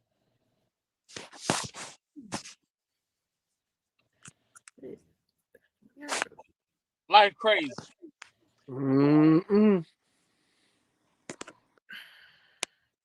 But I got one more clip. You know, I'm gonna play one last clip, man. Before we get up out of here. Hopefully we get out of here by 2, in the next 10 minutes. But man, like I always say, man, salute to you guys for coming up on the panel, man. It's always great having y'all. It's always great with the dialogue. Shout out to Jeff. Shout out to Uck. Uck was trying to get in, but his phone kept muting back, and his phone kept messing up. Shout out to Dean. Shout out to Derek, K-Rock. Salute you guys. For all coming up, chopping it up. This is always a privilege and an honor. Let's see if we got Unc on here now. What up, Unc? I was telling people earlier, if they haven't got over to the website and downloaded the letters, go check it out for yourself. We got a lot of information on the website, a lot of the affidavits, a lot of the motions, different things like that over there. Print out the letters, sign the letters, put them in the mail. Anything helps. It's not, we're not asking, they're not asking for money or anything like that. Just participation with mailing the letters to the right people that need to get them, to bring awareness of what has taken place, the injustice in this case.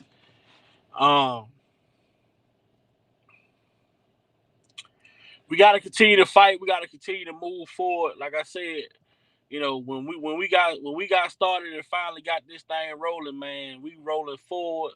There's no looking back, no reverse, none of that, no neutral, no stalling, just straightforward.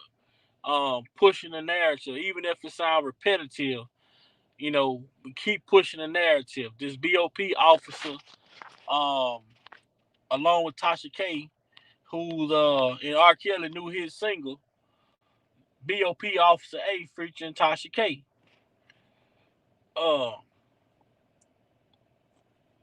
We gotta keep pushing it.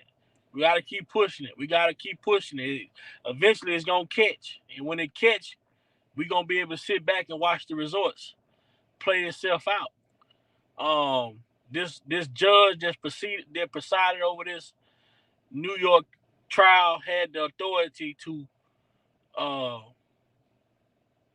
make all of these things happen, but chose not to. Like the man said, he deserved. It's his right to know who this officer is. It's his right. And he's absolutely right about that. It's his right to know who this officer is. If you like to donate to the channel, $ Big Vowel Opinion. If you have anything or concerns you would like to talk about, email me, or if you're trying to contact me, email me at bigvowelopinion88@gmail.com. Like, share, subscribe to the channel if you haven't already. I appreciate all of the new people who has joined the channel.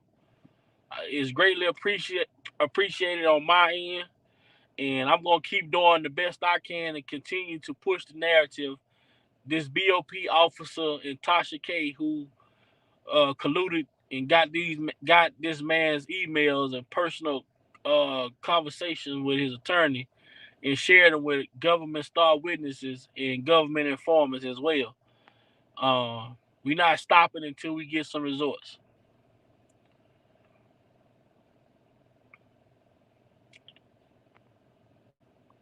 Fellas, if y'all like to address the chat in the movement before we get up, before I play this last clip, happy, and go from there.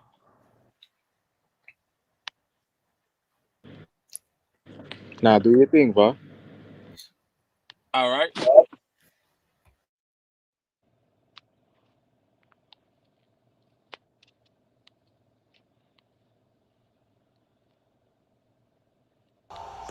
R.Kelly asked that everyone come together and push the message about this BOP officer and Tasha K sharing his private emails and conversations with government star witnesses. Now, you have people that are out here doing the work, pushing the message. If those people that are pushing the message about this BOP officer is being attacked by so-called R.Kelly supporters, you should think twice before you listen. And I just really want people to know, I appreciate anybody that's helping me. I appreciate anybody that's helping me. A lot of people have been there for me. I just don't want people going back and forth, being mad at each other because one person did this for me and another person did that for me. That's what the devil wants. He wants to cause confusion. That's what these people want. They want to cause confusion. And confusion ain't gonna do nothing but keep me in here. But the real thing here, while one of the government witnesses was sitting there with Tasha K on the internet, there's a picture of it. It's a go figure that my information was being shared. with, witnesses. And it was being shared by the Tasha K. So a DOP officer, disciplinary hearing officer, which is a judge in the Bureau of Prisons, how do you even know a YouTube blogger? These questions you have to ask yourself. These questions people have to ask themselves. And I'm not going to lie. I don't have anything bad against the DOP. I don't have anything, I'm not mad or anything or have anything against law enforcement or anything. I just have something against this one individual who accessed illegally my records 153 times. And on that same day, the affidavit said that there were 60 other BOP employees that accessed my records illegally on that same day. So there you have 61 BOP employees that work for federal that illegally access my records, my phone calls, my emails. And the last time, and when you talk to your, just put it like this, when you talk to your female, I'm kind of pausing because I want to make sure that I don't go into my case. Right. Excuse me for that. No, you're fine. But to give you a scenario, if you tell one woman, hey, I'm going to give you the money, you put the money behind the blue couch, and because the other lady is spending the money, and she's not supposed to be spending it because I need that money for lawyers. So you're being more responsible. You take the money, put it behind the blue couch, and don't tell her, just hold it and use that for emergencies or if I need anything or pay bills or whatever. The other woman is not supposed to know the very next day where that money is. Right. I'm not supposed to get a call, which I did from my girl saying they took the money, they left a note saying F you and F him, I'm going to do what I have to do. These things is happening. These things happening in 2019, and then I get another visit from the woman who took the money, and she tells me, since when did you start giving her the money, and why did you tell her to put it behind the couch and not tell me? Don't lie to me. I heard the phone call. So in 2019, I'm trying to figure out how the hell did she hear that phone call? In 2019, I'm trying to figure out why would she tell me in the last visit that, and since when did you start calling her Cookie? By nickname on email. I'm trying to figure out how the hell did she know I call her Cookie? She say, don't lie to me. I fucking saw the emails.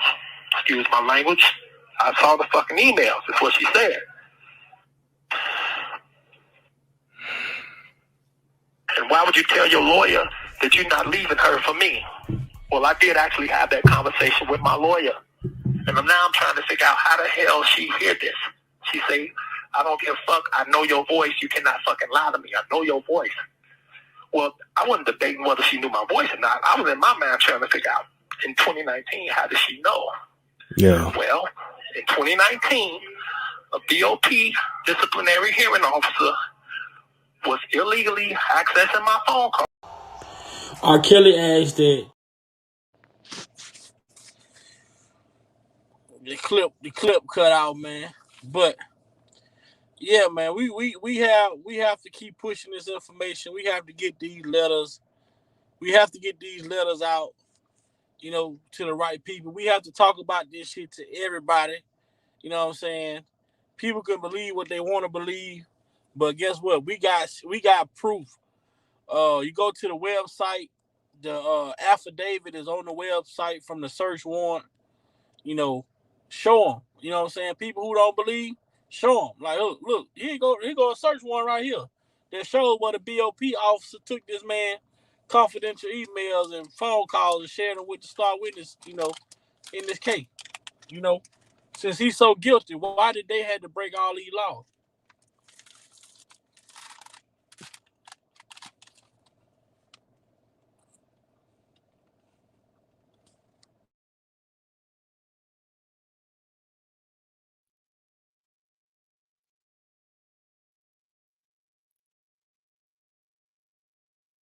Man, these people out here wilding like hell.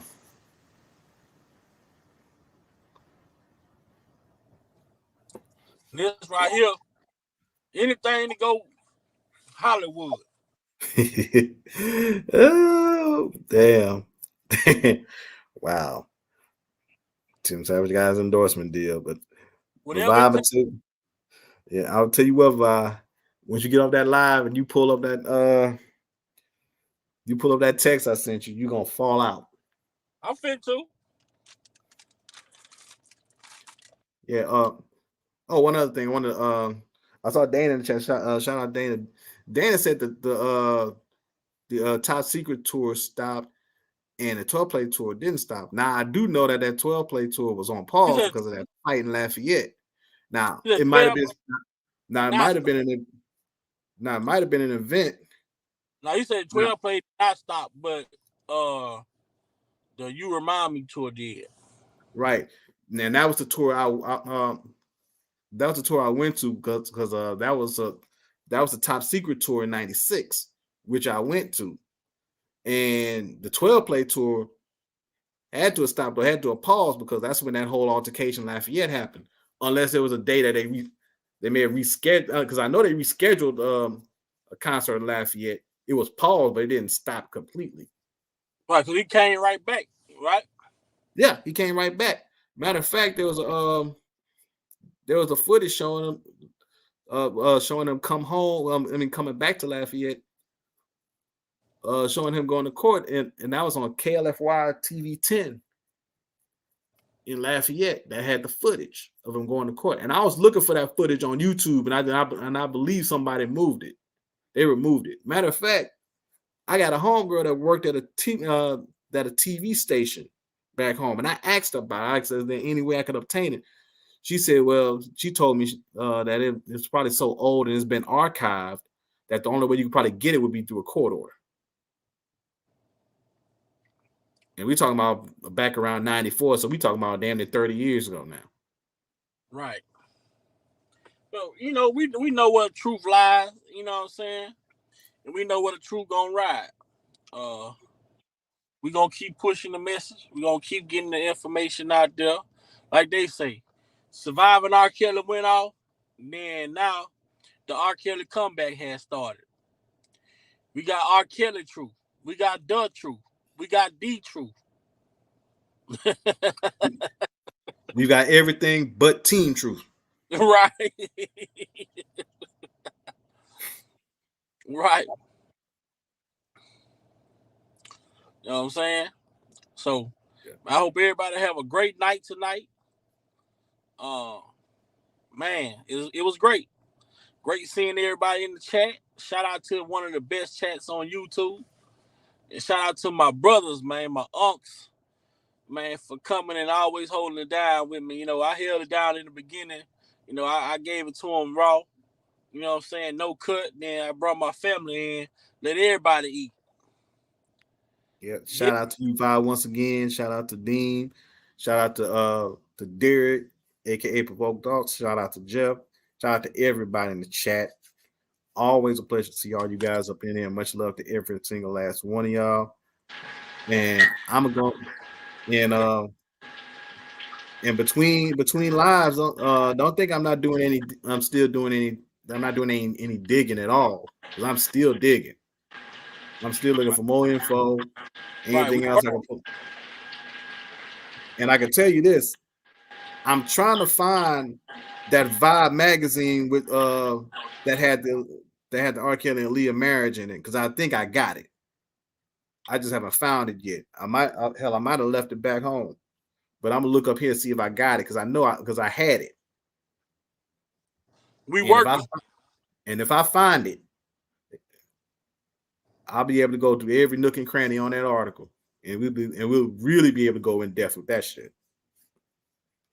We working. Most definitely. Ain't no stopping. Ain't no turning back.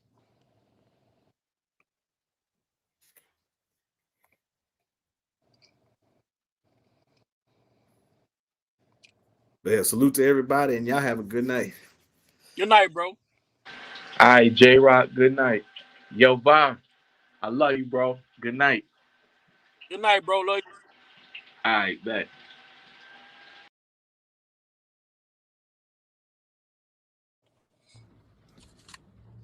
Welcome to Big Vile Opinion. Moderators, with my permission, any negativity in the chat should be hidden from this channel. This channel is a negativity-free channel, drama-free channel, and we are here to push the message out. We will not be distracted. So with my permission, any negativity in the chat should be hidden from this channel. Welcome to Big Vile Opinion Platform.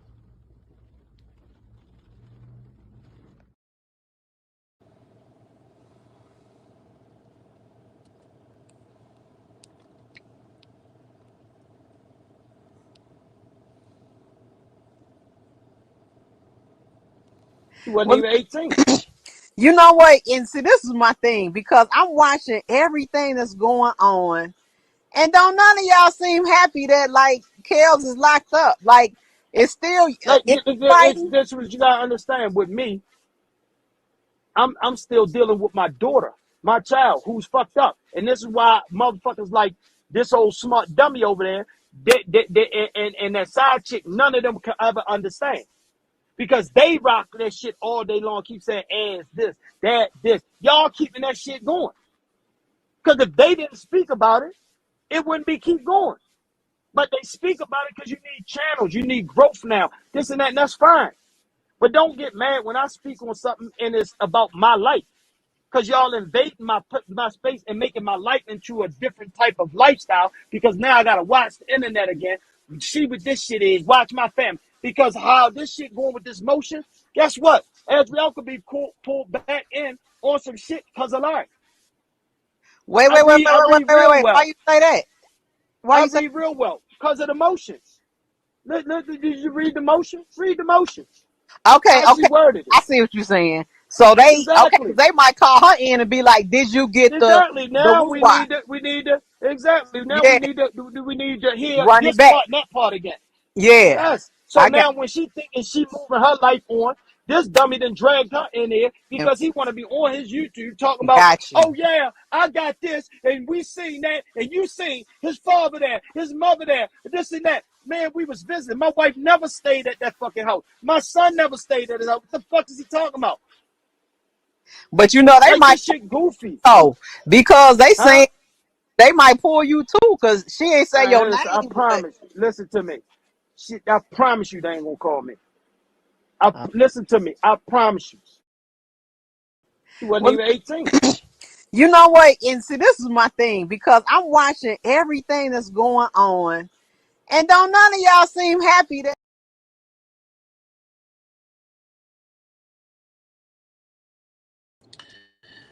Just how sure is he? Just how sure is he? I promise you, they not gonna call me. I promise you, they not gonna call you. Who have gave you that type of assurance that you can't be called back into this situation with your daughter? That's something for everybody in the chat to think about. Why would he say, I promise you, I won't be called? I promise you, I won't be called. Why would he say that?